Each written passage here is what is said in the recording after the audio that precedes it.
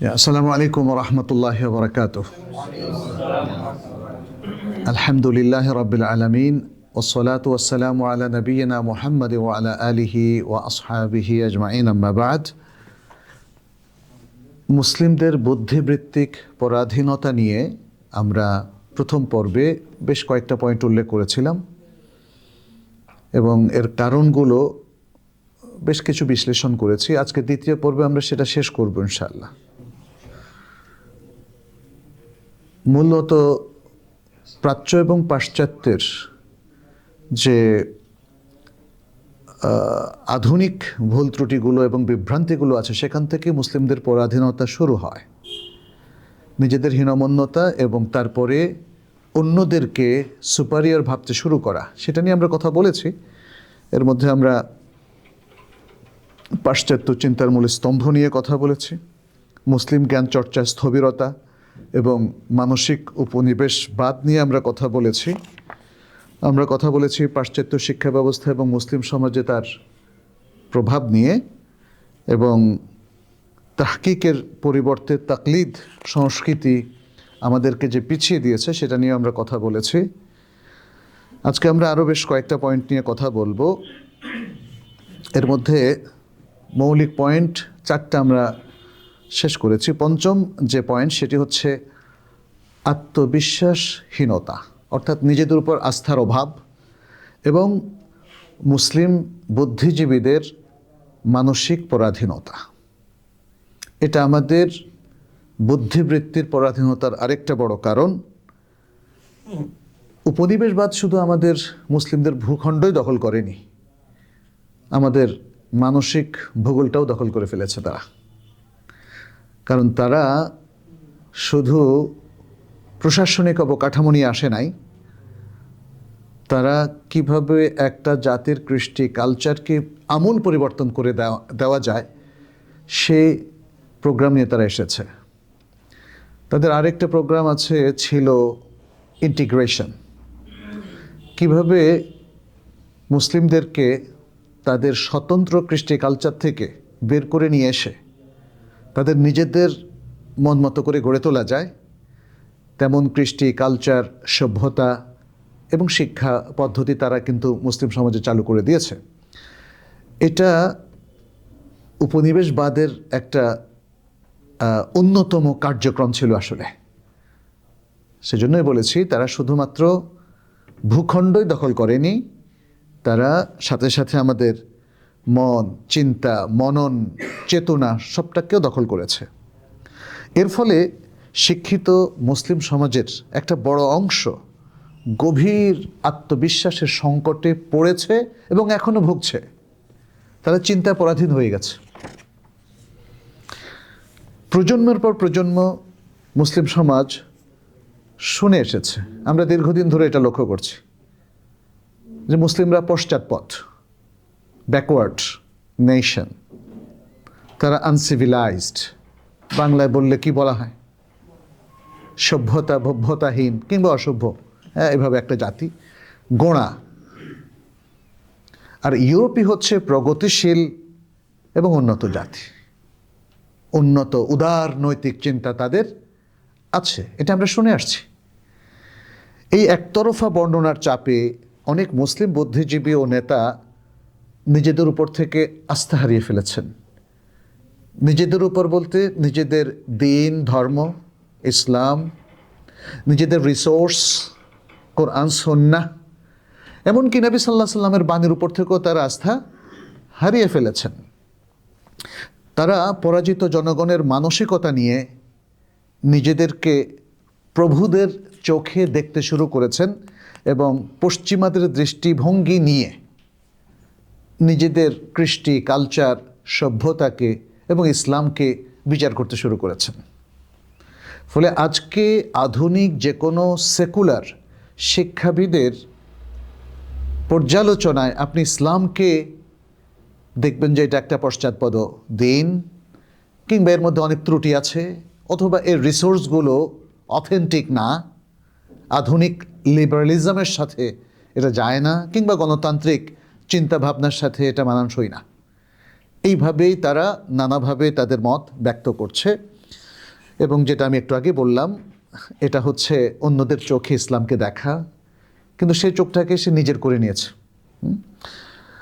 এর যে পরিণতি সেটা কিন্তু ভয়াবহ, একটা ভয়ঙ্কর সংকট আমাদের চিন্তা চেতনায় তৈরি হয়েছে, আমাদের সৃজনশীলতায় দুর্ভিক্ষ দেখা দিয়েছে।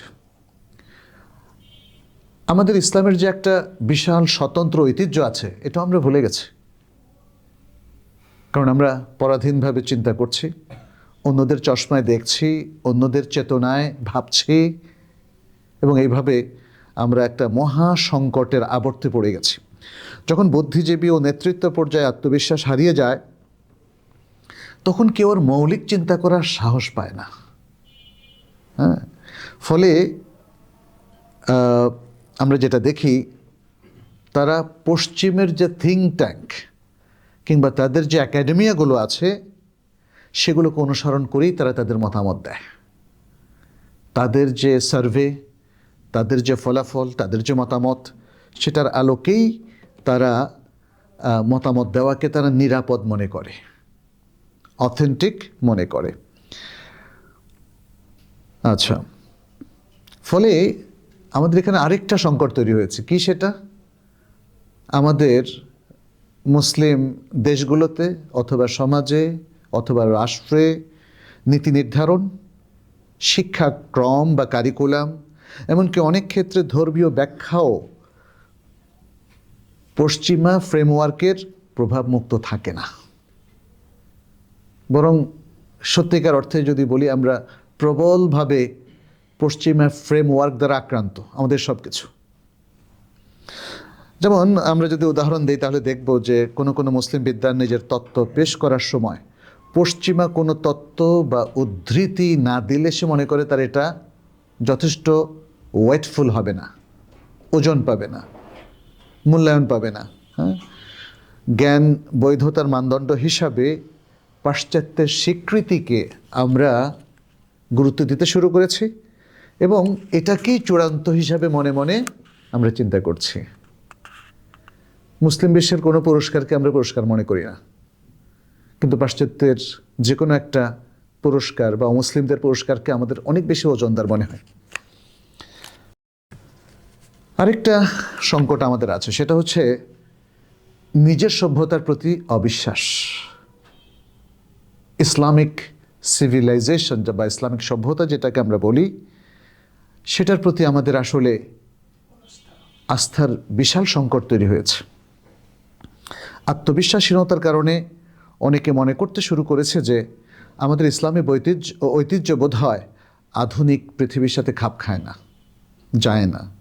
তাই পশ্চিমের মাপকাঠিতে নিজেকে উন্নত প্রমাণের জন্য তাদের একটা অ্যাটাস্টেশন দরকার, তাদের একটা অনুমোদন, অ্যাডমিশন দরকার, বা সরাসরি তাদের মতো হলেও চলবে, আমাদের এতেও একটা স্বীকৃতি চলে আসবে।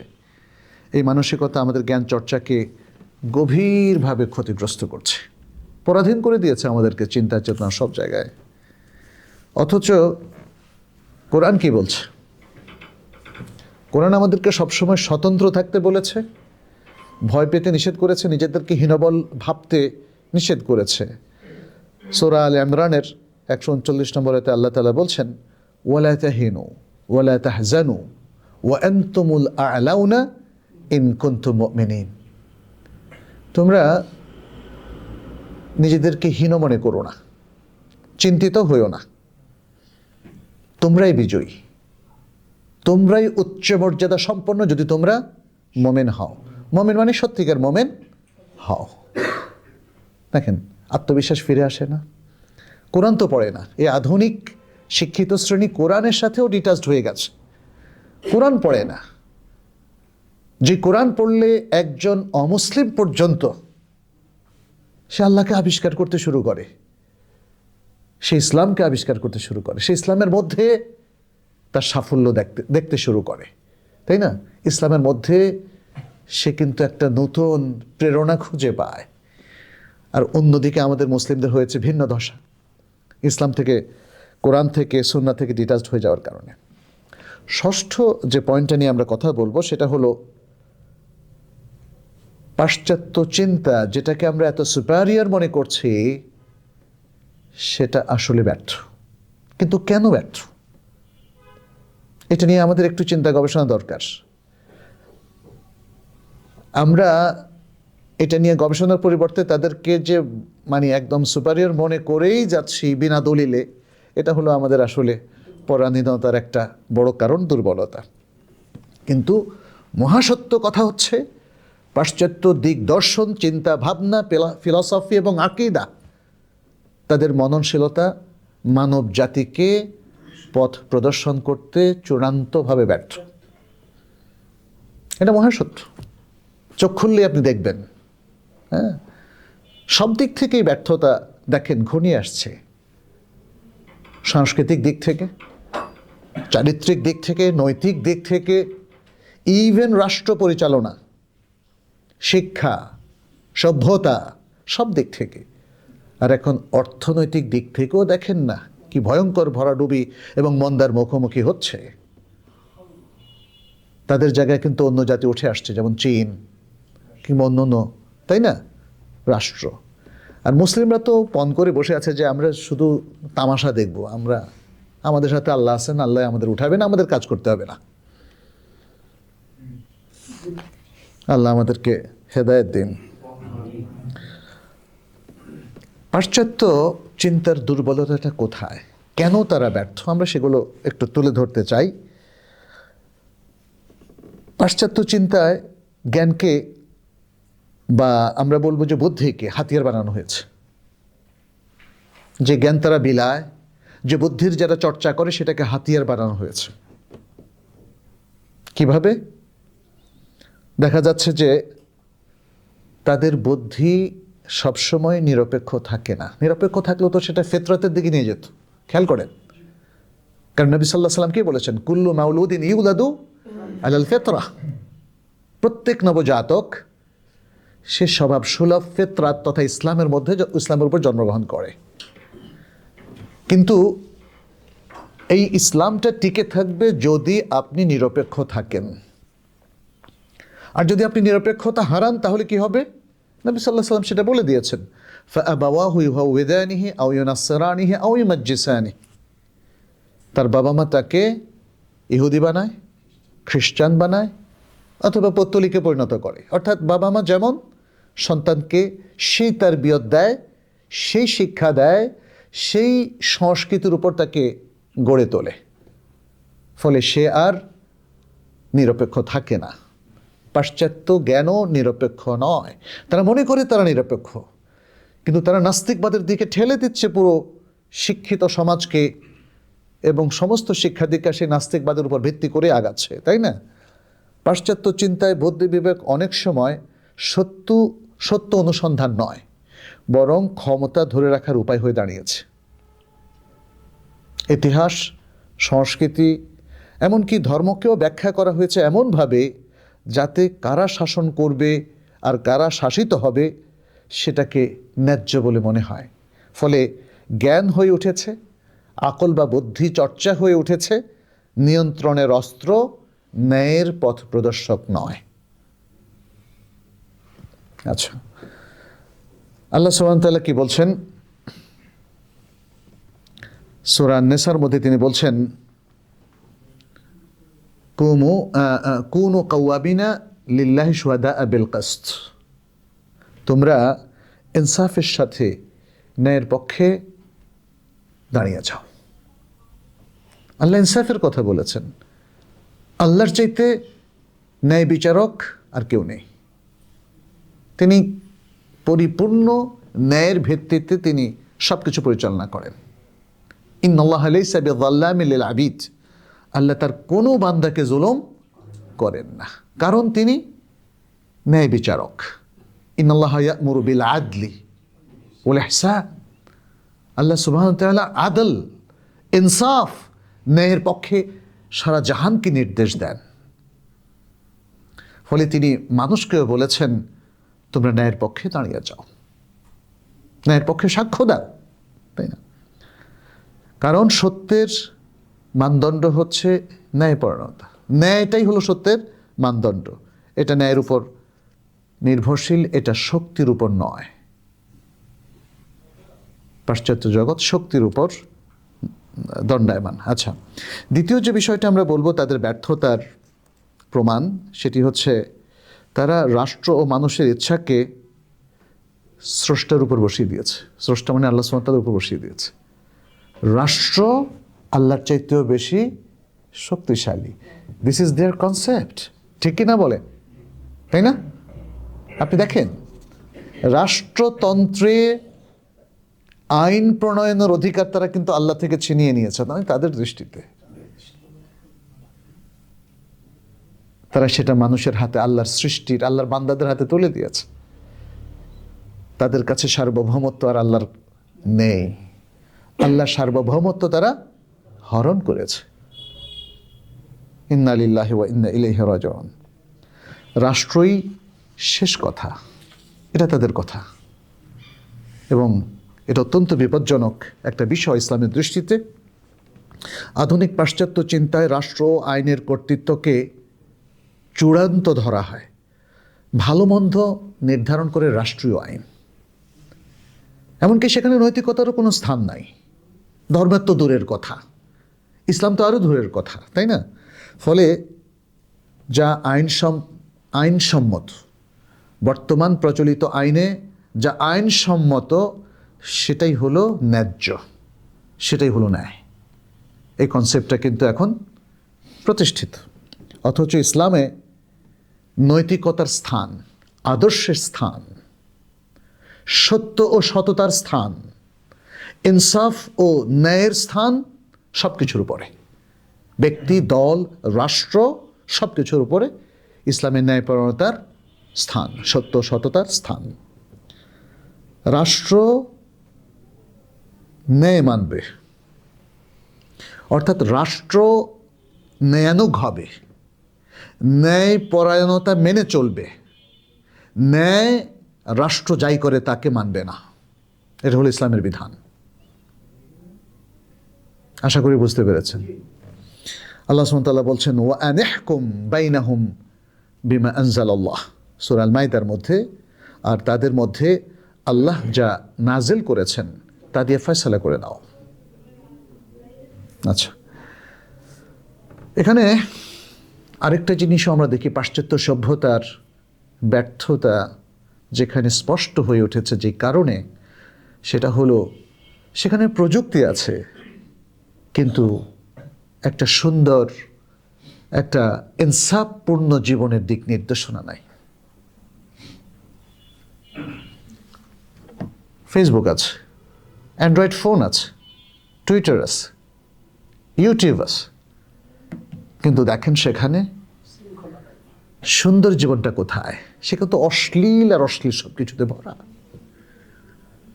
আমাদের কলজার টুকরা সন্তানগুলোকে এই অ্যান্ড্রয়েড ধ্বংস করে দিচ্ছে। এটা পাশ্চাত্য সভ্যতা থেকে এসছে। ফেসবুক এবং আরও সোশ্যাল মিডিয়া তাদেরকে আনসোশ্যাল করে দিয়েছে, অসামাজিক করে দিয়েছে একদম। বাবার কথা শোনে না, মায়ের কথা শোনে না, নামাজ পড়ে না ঠিক মতো, সারা রাত শুধু ব্রাউজ করে। তাহলে এই প্রযুক্তি আমাদের কি কাজে আসলো? যে প্রযুক্তি আমাকে আমার রব থেকে ডিটাচ করে দিল, আমাকে আমার দায়িত্ব থেকে বিচ্ছিন্ন করে দিল, আমাকে দায়িত্ব জ্ঞানহীন একটা জড় পদার্থে পরিণত করলো। এখন তো জড় পদার্থ। এই জেনারেশনের অধিকাংশ বাচ্চা কাচ্চারা এখন খেলতেও যায় না, এটার মধ্যেই তাদের খেলা, গেমস। ইন্না লিল্লাহি ওয়া ইন্না ইলাইহি রাজিউন। এ হলো পাশ্চাত্য জগৎ। আমাদের এমন আবিষ্কার কি দরকার যে আবিষ্কার আমাদেরকে দুনিয়ায় ব্যর্থ প্রমাণ করে দিচ্ছে? শুধু তাই না, আপনি দেখেন না এই প্রযুক্তি আমাদের ব্রেনে এফেক্ট করছে কিনা। এর রশ্মিগুলো আমাদেরকে অসুস্থ করে দিচ্ছে কিনা। ডিমেনশিয়ার মতো এই যে ভুলে যাওয়ার রোগ এখন ঘরে ঘরে, মানসিক সমস্যা এখন জ্যামিতিক হারে বাড়ছে এই প্রযুক্তির কারণে। তাহলে প্রযুক্তি যখন তুমি আবিষ্কার করছো, প্রযুক্তির ক্ষতিকারক দিকটা তোমার চিহ্নিত করা উচিত ছিল, এবং এই প্রযুক্তিগুলো যেন পৃথিবীর মানুষ আদর্শের বাইরে গিয়ে ব্যবহার না করে সেটা তোমার নিশ্চিত করা উচিত ছিল। এটা তো আমাদের নবী সাল্লাল্লাহু আলাইহি ওয়াসাল্লাম তাই করেছেন। ইসলামও তো কত কিছু নিয়ে এসেছে, বাট ইসলাম প্রত্যেকটা জিনিসের সাথে একটা আদর্শের ম্যানুয়াল জুড়ে দিয়েছে, যে ম্যানুয়ালের বাইরে যাওয়ার কোনো সুযোগ কোনো মুসলিমের নাই। এবং সেই ম্যানুয়াল যখন সে ফলো করবে, এর মধ্য দিয়ে সে একটা সুন্দর জীবনের অধিকারী হয়ে যায়, পৃথিবীর শ্রেষ্ঠ মানুষে পরিণত হয়, শ্রেষ্ঠ প্রজন্মে পরিণত হয়, তাই না? সাহাবায়ে কেরামকে আধুনিক ছিলেন না? সেই যুগে সাহাবায়ে কেরামের চাইতে অগ্রসর প্রাগ্রসর চিন্তার অধিকারী আর কেউ ছিল না। তাদের সামনে পৃথিবীর কেউ দাঁড়াতে পারেনি। সে পারসিক সৈনিকরা, রোমানরা, ইউরোপিয়ানরা কেউ তো মুসলমানদেরকে পরাজিত করতে পারেনি। তাহলে প্রযুক্তি এবং উন্নত ধ্যান ধারণা চিন্তা ভাবনায় মুসলিমরা পিছিয়ে ছিল না, কিন্তু এই প্রযুক্তিকে সীমাবদ্ধ এবং নিয়ন্ত্রণ করতে হবে আদর্শ দিয়ে। প্রযুক্তি যদি আমাদেরকে আদর্শ থেকে বাইরে নিয়ে যায়, তাহলে সেই প্রযুক্তি আমাদের প্রয়োজন নেই। প্রযুক্তি যদি আমাদেরকে আমাদের দিন ভুলিয়ে দেয়, আমাদের ন্যায়পরায়ণতা ভুলিয়ে দেয়, আমাদের সত্য এবং সততা ভুলিয়ে দেয়, তাহলে এই প্রযুক্তি আমাদের শত্রু। এই প্রযুক্তি তো আমরা চাই না, তাই না? এখানে দেখেন, প্রযুক্তির কারণে আমাদের অগ্রগতি হয়েছে, প্রযুক্তি নির্ভর আমরা হয়েছি, কিন্তু অগ্রগতি আসেনি, শান্তি আসেনি।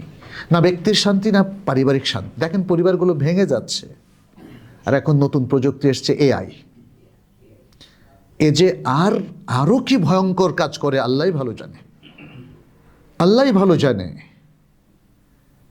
এসছে আমাদের বাকি জায়গাগুলো ধ্বংস করতে। এআই ভয়ঙ্কর আমার দৃষ্টিতে। যদিও খুব মজা লাগে এআই নিয়ে অনেক কিছু করতে, খুব মজা লাগে। ইভেন কিভাবে জান্নাতে যাব, দেখলাম যে এআই খুব সুন্দর করে জবাব দেয়। আমি একটা জবাব পেলাম, এআই এত সুন্দর জবাব দিয়েছে, কোনো একজন মৌলবী সাহেব এত সুন্দর করে বলতে পারবে না। আমরা ভুলে যাই যে এআই দেখো আমাকে গাইড করতেছে প্রপারলি। আসলে কি এআই প্রপারলি গাইড করবে আমাদেরকে? আপনাদেরকে জিজ্ঞেস করছি। এটা for the time being, to some extent, but never ever. আমার মনে হচ্ছে এআই আমাদের ভালোর জন্য এসেছে। এআই আমাদেরকে নিয়ন্ত্রণ করবে, এবং এআইয়ের যারা স্রষ্টা, এআইকে যারা তৈরি করেছে, তাদের বিশাল একটা উদ্দেশ্য আছে। সারা পৃথিবীর সমস্ত মানুষকে তারা এআইয়ের মাধ্যমে নিয়ন্ত্রণ করবে এবং তাদের সবাইকে দিন ধর্ম থেকে চ্যুত করবে। আমরা দেখতে পাচ্ছি এই যে বিভিন্ন রকম টেকনোলজি আমাদের মানসিক অবসাদ বাড়িয়ে দিচ্ছে, আমাদের পারিবারিক ভাঙনটাকে জ্যামিতিক হারে বাড়িয়ে দিয়েছে, আত্মহত্যা প্রবণতা বেড়ে যাচ্ছে, একাকিত্ব ভয়ঙ্করভাবে বাড়ছে। আর মানুষ এখন দেখেন, সে কিন্তু একা থাকতে ভালোবাসছে। আপনার সন্তানকে ডাকেন, সে খেতেও আসছে না, সালাতের জন্য জাগাতে পারছেন না ফজরে, আর অন্য সালাতে বলছে বাবা আমি একটু ব্যস্ত আছি, আমার সালাত নিয়ে আমি ভাববো, তুমি একটু চুপ করো তো। সে একাকি থাকতে ভালোবাসছে, কারণ এই টেকনোলজি তাকে একাকি করে ফেলছে। দেখেন, হয় একটা ল্যাপটপ নিয়ে বসেছে, নয় একটা ট্যাব নিয়ে, নয় একটা অ্যান্ড্রয়েড ফোন নিয়ে। আর এই অ্যান্ড্রয়েড ফোন তো cinema hall, everything you can get here, তাই না? এটা আমাদের সুবহানাল্লাহ, প্রযুক্তি আমাদেরকে শেখাচ্ছে এখন কিভাবে বাঁচব। এটা শেখাচ্ছে, এইভাবে বাঁচো।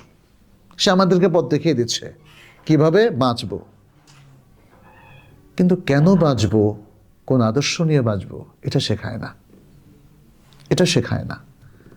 ফলে আমাদের কিন্তু জীবনের ঝুঁকি বেড়েই যাচ্ছে। বিচ্যুতি, পথহারা হওয়া, হারিয়ে যাওয়া ইত্যাদি সব কিছু নিয়ে আমরা কঠিন অবস্থায় পড়ে গেছি। আল্লাহ সুবহানাহু ওয়া তাআলা বলছেন, ওয়ামান আ'রাদা আন যিকরি ফাইন্না লাহু মাঈশাতান দনকা। আর যারা আমার স্মরণ থেকে বিমুখ হবে, মুখ ফিরিয়ে নেবে, অবশ্যই তাদের জন্য থাকবে একটা সংকীর্ণ জীবন। এত এত প্রযুক্তি দেখুন আমাদেরকে কিন্তু একটা গ্যাড়াকালে ফেলেই দিচ্ছে, জীবনটাকে কঠিনভাবে সংকীর্ণ করে ফেলছে। শান্তি নাই, মানে আপনি মজা পাচ্ছেন কিন্তু শান্তি পাচ্ছেন না। এটা খুব অদ্ভুত কথা। মজা পাচ্ছি, শান্তি পাচ্ছি না। দেখবেন সবাই এটা বলবে, মজা পাচ্ছেন, শান্তি পাচ্ছেন না। হ্যাঁ, তো এখানে তাদের দুর্বলতার আরেকটা বড় কারণ হচ্ছে সীমাহীন স্বাধীনতা। আসলে এটাকে স্বাধীনতা বলাটা ভুল, কি বলবো বলেন তো? স্বেচ্ছাচারিতা। সীমাহীন স্বাধীনতা নয়, বরং সীমাহীন স্বেচ্ছাচারিতা এসে আমাদের যত নৈতিক দেয়াল আছে সব ভেঙে দিচ্ছে, মানবাধিকারকে ধ্বংস করছে। মনে রাখবেন, স্বেচ্ছাচারিতা মানবাধিকারের সাথে যায় না। আপনার সম্পদ আমার, যদি আমি এটা মনে করি, তাহলে সম্পদ, আপনার অধীনস্থ সম্পদের মালিক আমি কেমনে হই? কিন্তু এখন আমাদের মানুষের মধ্যে সেই চেতনা কাজ করে কি না? যখন কেউ ঘুষ খায়, দেখবেন সে মনে করে যে তোমার হাতে যে 1 লাখ টাকা আছে ওটা আমাকে দিয়ে দাও, ওটা আমার, এই জন্য তুমি ঘুষ দিবা। এবং এইভাবে তোমার জমি, এটা তোমার না, এটা আমার। আর আমি রাষ্ট্রের মন্ত্রী যেহেতু হয়েছি, প্রজাদের সবকিছু আমার।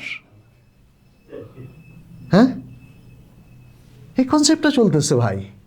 নাহলে পৃথিবীর সবার সম্পদ কিছু লোকের হাতে চলে যায় কেমনে?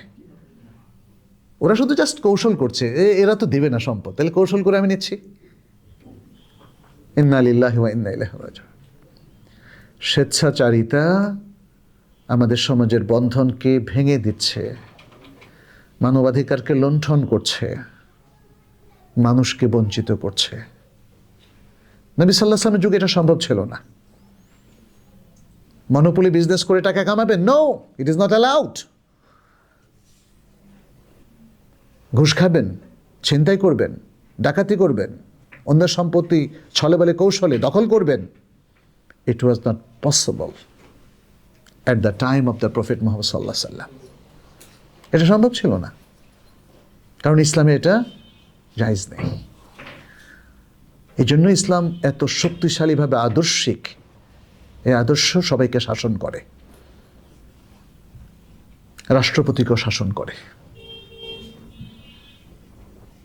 রাষ্ট্রপ্রধানকেও শাসন করে। এটাই ইসলামের মজবুত আদর্শিক ভিত্তি। কিন্তু সেটা কিন্তু এখন ভেঙে গেছে। পাশ্চাত্য দর্শন সেটাকে ভেঙে দিয়েছে। ফলে দেখেন সেখানে ক্যাপিটালিজম চলে এসছে, পুঁজিবাদ। হালাল হারামের কোনো বাজ বিচার নেই। আজকে মুসলিম রাষ্ট্রগুলোতেও দেখেন কয়জন হালাল হারাম বেঁচে চলে বলেন তো? বিজনেসম্যানরা, তারপর কারখানা ইন্ডাস্ট্রির মালিকেরা, উদ্যোক্তারা। সুবহানাল্লাহ।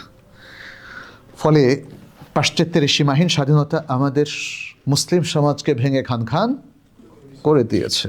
আমি যা চাই তাই করব, এটা হলো এই দর্শনের ফিলসফি। যেটা আমার মন চায় তাই করব, এটা হলো পাশ্চাত্য দর্শন। এটা হলো স্বেচ্ছাচারিতার একটা বড় ভিত্তি তাদের।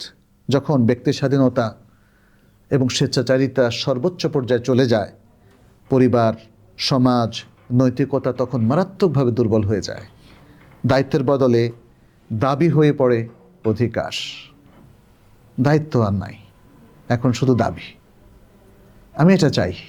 দেখেন, দাবির জন্য ভাঙচুরও চলে। খেয়াল করে দেখেন কৃষ্টি কালচার সভ্যতা কোন দিকে গড়াচ্ছে, খেয়াল করেন। কিন্তু দেখেন কোনো দায়বদ্ধতা নাই। আজকে দাবি আদায়ের জন্য যদি পুরো এলাকাকে উজাড় করে ধ্বংস করে দেয়, এই দায় কার বলেন তো? অথচ ইসলাম তো আমাদেরকে শিখিয়েছে সুন্দর চর্চার মধ্য দিয়ে, আদর্শিক হওয়ার মধ্য দিয়ে দাবি আদায়। ইসলাম এসে সবার দাবি স্টাবলিশ করেছে কিনা বলেন?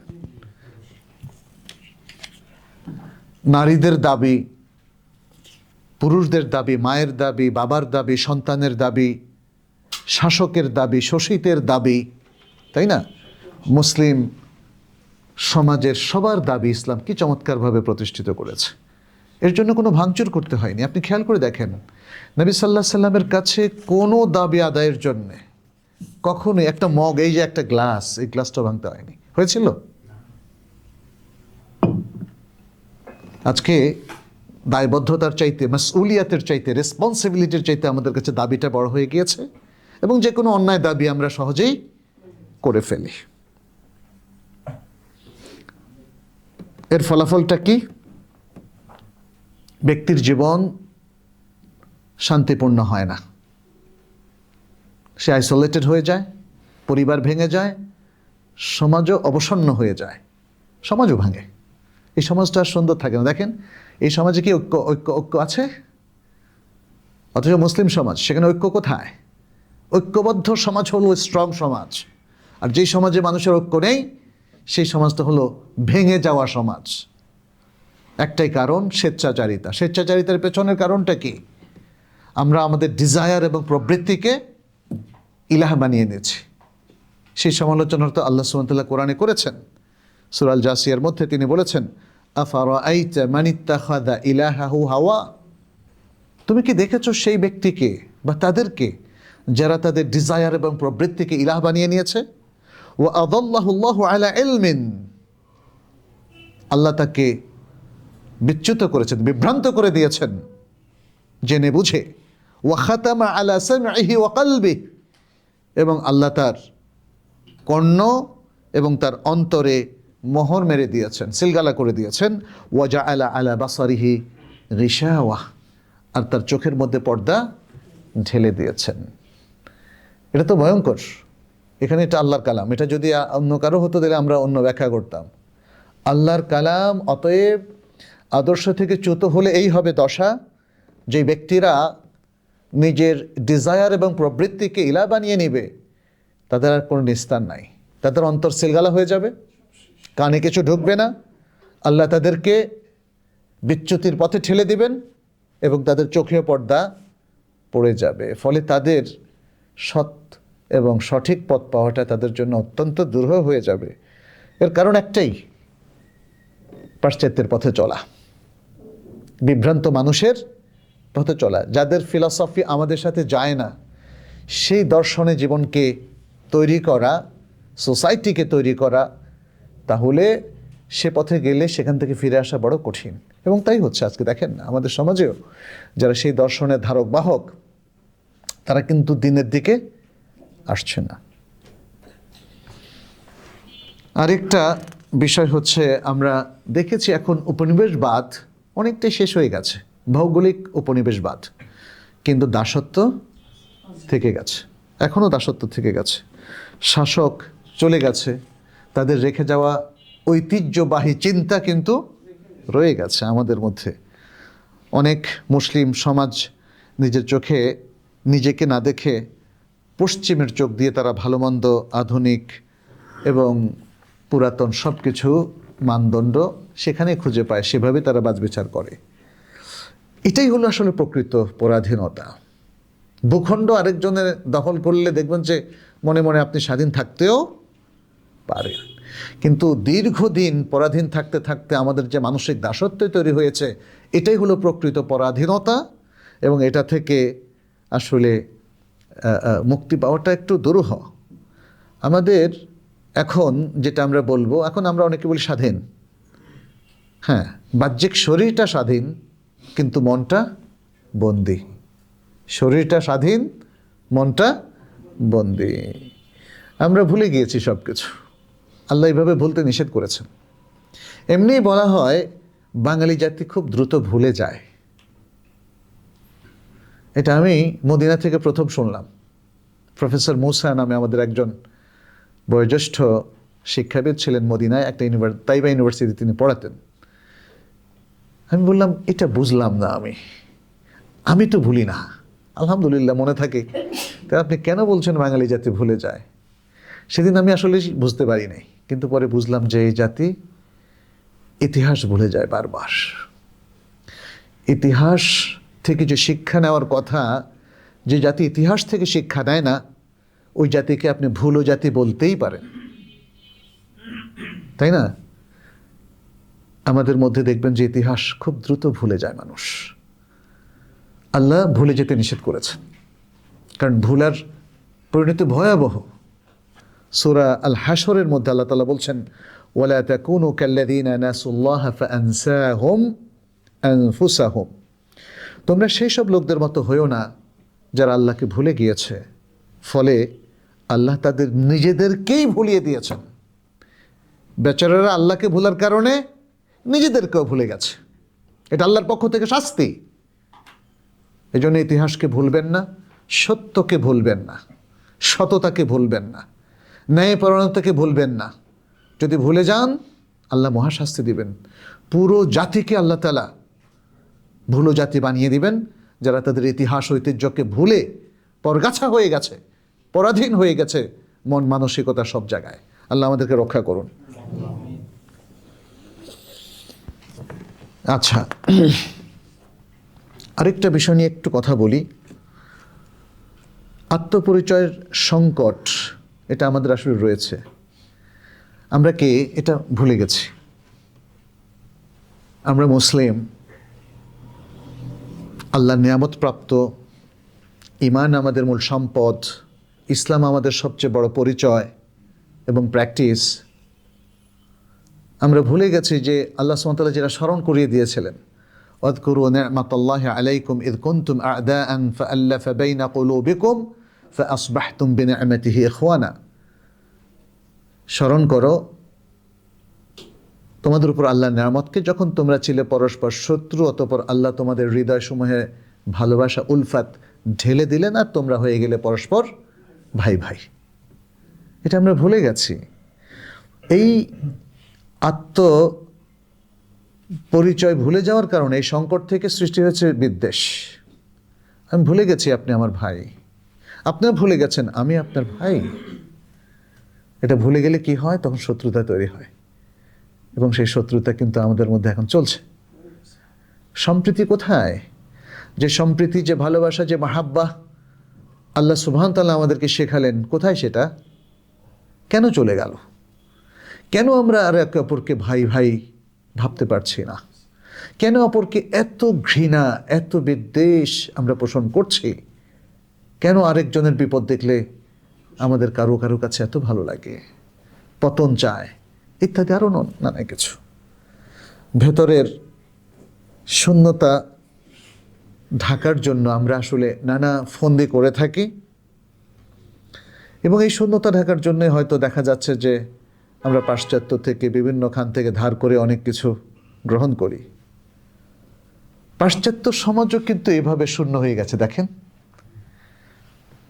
তারাও মানুষকে শাসন করতে করতে নিজেরাও ফাঁকা হয়ে গেছে। তাদেরও আত্মপরিচয় সংকট কিন্তু ঘনীভূত হয়েছে, এবং সেখানেও প্রচুর মানুষ দেখবেন যে এখন অশান্তিতে ভুগছে, মানসিক অবসন্নতায় ভুগছে, এবং সেখানেও মানুষের মধ্যে আত্মহত্যার প্রবণতা বেড়ে গেছে। আপনি দেখেন পাশ্চাত্য অথবা পাশ্চাত্যমুখী জীবনধারা, যেমন জাপান, এই সমস্ত রাষ্ট্র আত্মহত্যা বেড়েছে কিনা বলেন? তাহলে এত সুখ শান্তির পরে মানুষ শান্তি পাচ্ছে না কেন বলেন? শূন্যতা, শূন্যতা। হ্যাঁ, তাদের এই শূন্যতা ঢাকার জন্য তাদের অনেক কিছু প্রয়োজন। সেখানেও তাদের দেখা যাচ্ছে যে নৈতিক দুর্বলতা, হ্যাঁ, তারা মানে এর বিকল্প খুঁজে আসলে পাচ্ছে না। জীবনের শূন্যতা ঢাকার জন্য বিকল্প খুঁজে তারা পাচ্ছে না। এবং এই জায়গায় দেখেন, মানে জীবনটাও তো এক ধরনের খেলা, তাই না? আপনার যখন শূন্যতা হয়, যেমন আপনার কোনো প্রতিদ্বন্দ্বী নাই, তখন দেখবেন খেলা জমতেছে না। তখন প্রতিদ্বন্দ্বী খুঁজতে থাকে মানুষ, কে কে কে কে কে। এখন পেয়ে গেছে পৃথিবীর অনেক শক্তিশালী দেশ প্রতিদ্বন্দ্বী পেয়ে গেছে, শুধু আজকে না, আর অনেক আগ থেকে ইসলামকে পেয়ে গেছে আর মুসলমানদেরকে প্রতিদ্বন্দ্বী হিসাবে। তাদেরকে নিয়ে ভালোই খেলা যায়, তাই না? সেই জিনিসটাই চলছে আসলে সারা বিশ্বে। মুসলিম নিধন, মুসলিম নির্যাতন, সময়টা তো কাটাতে হবে। আপনি দেখবেন যে গেমগুলো এরকম, গুলি করে করে মানুষ মারা, শত্রু মারা। আর এখন সেই গেমটা এখন খেলতেছে মুসলমানদের সাথে। ইয়া সালাম, ইয়া সালাম, ইয়া সালাম। হ্যাঁ, ইসলামকে টার্গেট করা হয়েছে কারণ ইসলাম এখনও নৈতিকতা, আদর্শ, ইলাহিয়াত এবং আল্লাহর কথা বলে। এই জায়গাটাও তারা একদম মিটিয়ে দিতে চায়, যাতে শেষ জামা, আসলে এটাও ঠিক যে শেষ জামানাও চলে আসছে। আমরা পড়তাম ছোটোর সময় শেষ জামানায় আল্লাহ নাম বলারও নাকি কেউ থাকবে না। তখন ভাবতাম এটা কীভাবে সম্ভব? এই যে ষড়যন্ত্র তত্ত্বের মাধ্যমে সম্ভব। আধুনিক ষড়যন্ত্র তত্ত্ব হচ্ছে মুসলিম নিধন এবং যারা মুসলিম সমাজে জীবিত আছে তাদেরকে ইসলামের আদর্শ থেকে বের করে নিয়ে এসে ব্রেন ওয়াশ করা এবং তাদের মধ্যে পাশ্চাত্যবাদ অথবা প্রাচ্যবাদকে ঢুকিয়ে দেওয়া, যাতে তারা প্রথমে সুন্নাহকে অস্বীকার করে, তারপরে আস্তে আস্তে কোরআনকে অস্বীকার করবে, তারপরে আস্তে আস্তে আল্লাহকে অস্বীকার করবে। সেটা চলছে কিনা বলেন? সে কনস্পিরেসিটা কিন্তু আমরা দেখছি। আচ্ছা, ইসলাম কিন্তু এমনি কোনো বিদ্বেষকে পছন্দ করে না, এমনকি শত্রুর সাথে ইসলাম বিদ্বেষ পোষণ করতে নিষেধ করেছেন। কত সুন্দর ইসলাম! এই ইসলামকে আসলে পাশ্চাত্যের লোকদেরও গ্রহণ করার কথা ছিল, গ্রহণ করছে। আমরা যেটা জানি যে সাধারণ মানুষগুলো ইসলাম গ্রহণ করছে, কিন্তু যারা ক্ষমতার শীর্ষে তাদের কথা কিন্তু আলাদা। মানে ইসলাম এত চমৎকার, মানুষের প্রতি এত ইনসাফ, এত সুন্দর আচরণের নির্দেশ দিয়েছে যে সারা পৃথিবীর সবার কাছে ইসলামটাই হতে পারত একমাত্র অনুকরণীয়, অনুসরণীয়। আল্লাহ সুবহানাহু ওয়া তাআলা বলছেন, ওয়ালা ইয়াজরিমান্নাকুম শানাআনু কওমিন আলা আল্লা তা'দিলু ই'দিলু হুয়া আকরাবু লিত-তাকওয়া। আর কোনো সম্প্রদায়ের সাথে শত্রুতা যেন তোমাদেরকে ইনসাফ না করার প্রতি উদ্বুদ্ধ না করে, বরং তোমরা ইনসাফ করো, কারণ এটাই হচ্ছে তাকওয়ার সবচেয়ে নিকটবর্তী। সুবহানাল্লাহ! এত সুন্দর নির্দেশ তো আসলে কোনো দর্শন দেয় নাই, কোনো মতবাদ দেয় নাই। ফলে তারপরেও আজকের এই যে মতবাদগুলো, যে দর্শনগুলো আসলে মানবতার ক্ষতি করছে, আমরা তার পেছনে ছুটছি। আর যেই নিয়ামতটা আল্লাহ আমার ঘরে দিয়ে গেছে সেটা নিয়ে আমাদের কোনো চিন্তা নাই। আচ্ছা, এখানে আরেকটা জিনিস মনে রাখতে হবে, খেয়াল নির্ভর চিন্তা বা সভ্যতা এটা টেকসই হয় না। খেয়াল নির্ভর চিন্তা এটা টেকসই হয় না। টেকসই হয় তো তা একটা সুন্দর মডেল। ইসলাম হলো একটা সুন্দর মডেল, এটা টেকসই। এটা টেকসই কেন? কারণ নবী সাল্লাল্লাহু আলাইহি ওয়াসাল্লাম সে মডেলটা স্থাপন করে দেখিয়েছিলেন যে এটা টেকসই শুধু না, একটা রাষ্ট্রকে এটা উন্নতির শিখর নিয়ে যেতে পারে, একটা শান্তিপূর্ণ সুন্দর আদর্শিক রাষ্ট্র গঠন করা যায়। টেকসই হয় ইসলামের মতো একটা কালোজয়ী চমৎকার বিধান দিয়ে। আর আখিরাত তো পুরোই টেকসই হয় ইসলাম দিয়ে, না? আপনি ইসলাম না থাকলে আখিরাতে কিন্তু আপনার জন্য খুব কঠিন অবস্থা। হ্যাঁ, আল্লাহ সুবহানাহু ওয়া তাআলা বলছেন যে, যেমন ওয়ালাউ ইত্তাবা আল হাক্কু আহওয়াআহুম লাফাসাদাতিস সামাওয়াতু ওয়াল আরদু ওয়া মান ফিহিন। যদি হক তাদের প্রবৃত্তিকে অনুসরণ করত, তাহলে আসমানসমূহ, জমিন এবং এর মধ্যে যা কিছু আছে সব ধ্বংস হয়ে যেত। আর আপনি আমি হক অনুসরণ করলে আমরা কিন্তু বেঁচে যাই। খেয়াল করেন, হকটা যদি মানুষের ডিজায়ার, প্রবৃত্তিকে অনুসরণ করতো, হকও হক আর ধ্বংস হতো না, কিন্তু ধ্বংস হতো কি? আসমান জমিন এবং এর মধ্যে যে প্রাণী আছে বা যা কিছু আছে সব কিছু ধ্বংস হয়ে যেত। অতএব আমাদের মধ্যে যে ভুল ত্রুটিগুলো আমরা প্রতিনিয়ত দেখছি, এটাকে আবার সংশোধন করছি, আবার দেখছি যে এটা ভুল, এটা হচ্ছে কারণ আমরা খেয়াল খুশির মতো চলছি। আপনার ভুলের কোনো শেষ পাবেন না। যেটা সঠিক আপনি তো সেটা অনুসরণ করছেন না, সেটা হলো কোরআন সুন্নাহ। তো কোরআন সুন্নাহ তো কোনো কিছু মানুষের জীবনের সাথে কিছু ব্যাপারকে ম্যাচ করার জন্য হয়তো সেখানে স্থানকাল পাত্রভেদে বিধান দেয়, কিন্তু কোরআন সুন্নাহর আদর্শিক চেতনা তো চিরন্তন, চিরস্থায়ী, ওখানে কোনো পরিবর্তন নেই।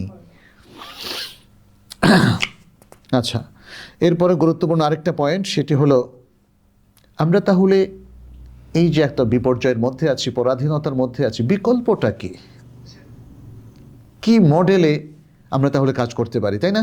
এই প্রশ্নটা আসে। সেটা হলো কোরআন সুন্নাহ ভিত্তিক বিকল্প বুদ্ধিবৃত্তিক কাঠামো। এই পৃথিবী যেভাবে চলছে তার বিপরীতে আমরা একটা বিকল্প পেয়েছি। আসলে এখন তো দাঁড় করানোর আর কোনো বিষয় নাই। যে বিকল্পটা আমরা পেয়েছি সেটা নবী সাল্লাল্লাহু আলাইহি সাল্লাম থেকে পেয়েছি, আল কোরআন এবং আস-সুন্নাহ ভিত্তিক। সেই বিকল্পটাকে আমাদের আঁকড়ে ধরতে হবে, তাহলেই পাশ্চাত্যের প্রভাব থেকে, চিন্তা চেতনা থেকে বা প্রাচ্যের চিন্তা ভাবনা থেকে আমরা রক্ষা পেতে পারি।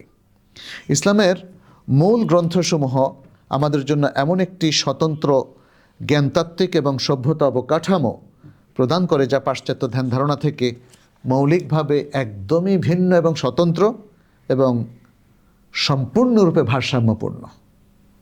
আমরা বলবো না অধিক ভারসাম্য, ওদের তো কোনো ভারসাম্যপূর্ণতা নাই, তাই না? ইসলামী হলো একমাত্র ভারসাম্যপূর্ণ। কিছু বৈশিষ্ট্য আমরা তুলে ধরছি। এক, দ্বীনি জ্ঞান এবং তৌহিদের ভিত্তি। দ্বীনি জ্ঞান এবং তৌহিদ ইসলামের ভারসাম্যের পেছনে আছে। প্রথমত কি? দ্বীনি জ্ঞান এবং তৌহিদ। আল ইলম আদ-দ্বীনি অথবা ইলমুশ শরিয়া অথবা ইলমুল ওয়াহি, যেটাই বলি না কেন, দ্বীনি জ্ঞান, দ্বীনের জ্ঞান এবং তৌহিদের ভিত্তি। ইসলামিক জ্ঞান তত্ত্বের কেন্দ্রে রয়েছে তৌহিদ। তৌহিদ হচ্ছে আমাদের সব কিছুর কেন্দ্রবিন্দু। লা ইলাহা ইল্লাল্লাহ, এটা হলো আমাদের চেতনা, কালিমা তাইয়্যিবা। এই জন্য আমরা এরই সাক্ষ্য দিই। কি বলি? আশহাদু আল্লা ইলাহা ইল্লাল্লাহ ওয়া আশহাদু আন্না মুহাম্মাদুর রাসূলুল্লাহ। সব কিছুর কেন্দ্রবিন্দু হচ্ছে তৌহিদ। লা ইলাহা ইল্লাল্লাহকে কেন্দ্র করেই আসলে মুসলিমদের সব কিছু।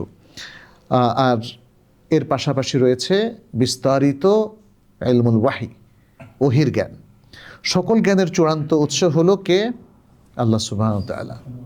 এবং আল্লাহর কাছ থেকে অনুমতি প্রাপ্ত হয়ে তার রাসূল সাল্লাল্লাহু আলাইহি সাল্লাম। মূলত আসলে কেন্দ্র একটাই, সেটা কি? আল্লাহ সুবহানাহু ওয়া তাআলা। তাই ইসলামী দৃষ্টিতে যে রুহানিয়াত এবং পার্থিব জ্ঞান, এর মধ্যে কোনো বিভাজন নেই। সবটাই কার কাছ থেকে? আল্লাহ সুবহানাহু ওয়া তাআলার কাছ থেকে। কোরআনের প্রথম শব্দ ছিল ইকরা, পড়ো।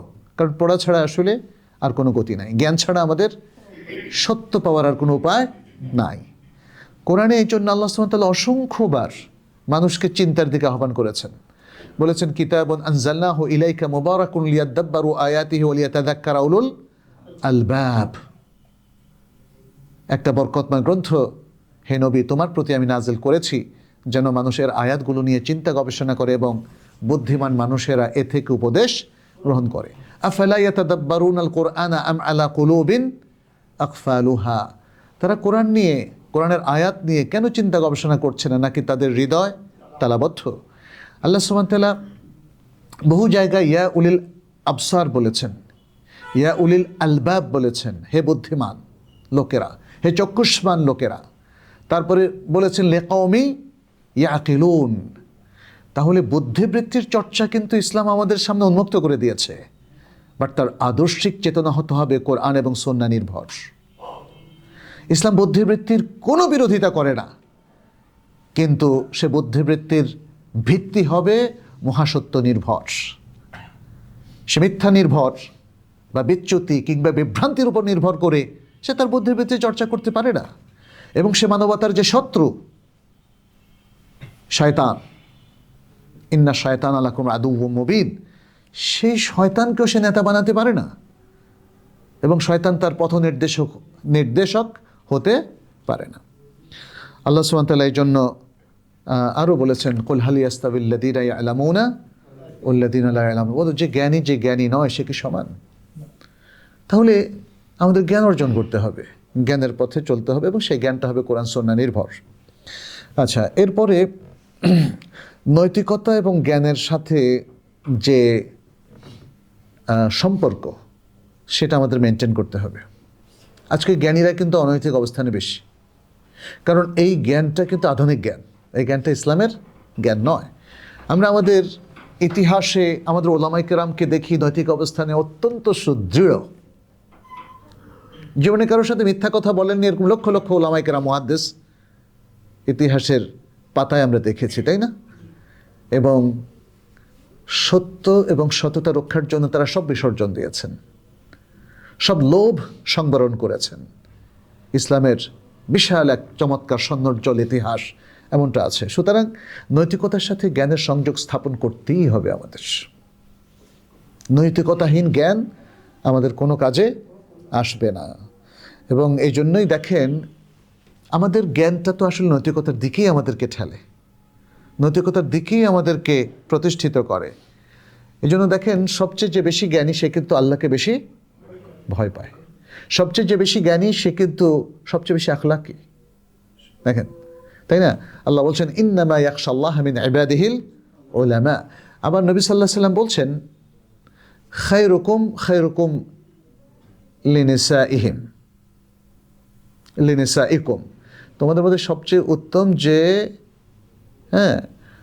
তোমাদের তাদের স্ত্রীদের কাছে উত্তম, এবং তিনি বলেছেন আমি তোমাদের মধ্যে সবচেয়ে উত্তম। নবী সাল্লাল্লাহু আলাইহি ওয়াসাল্লাম আমাদের মধ্যে সবচেয়ে উত্তম, তিনি আমাদের মধ্যে সবচেয়ে বেশি মুত্তাকি, সবচেয়ে বেশি আল্লাহ ভীরু। কেন?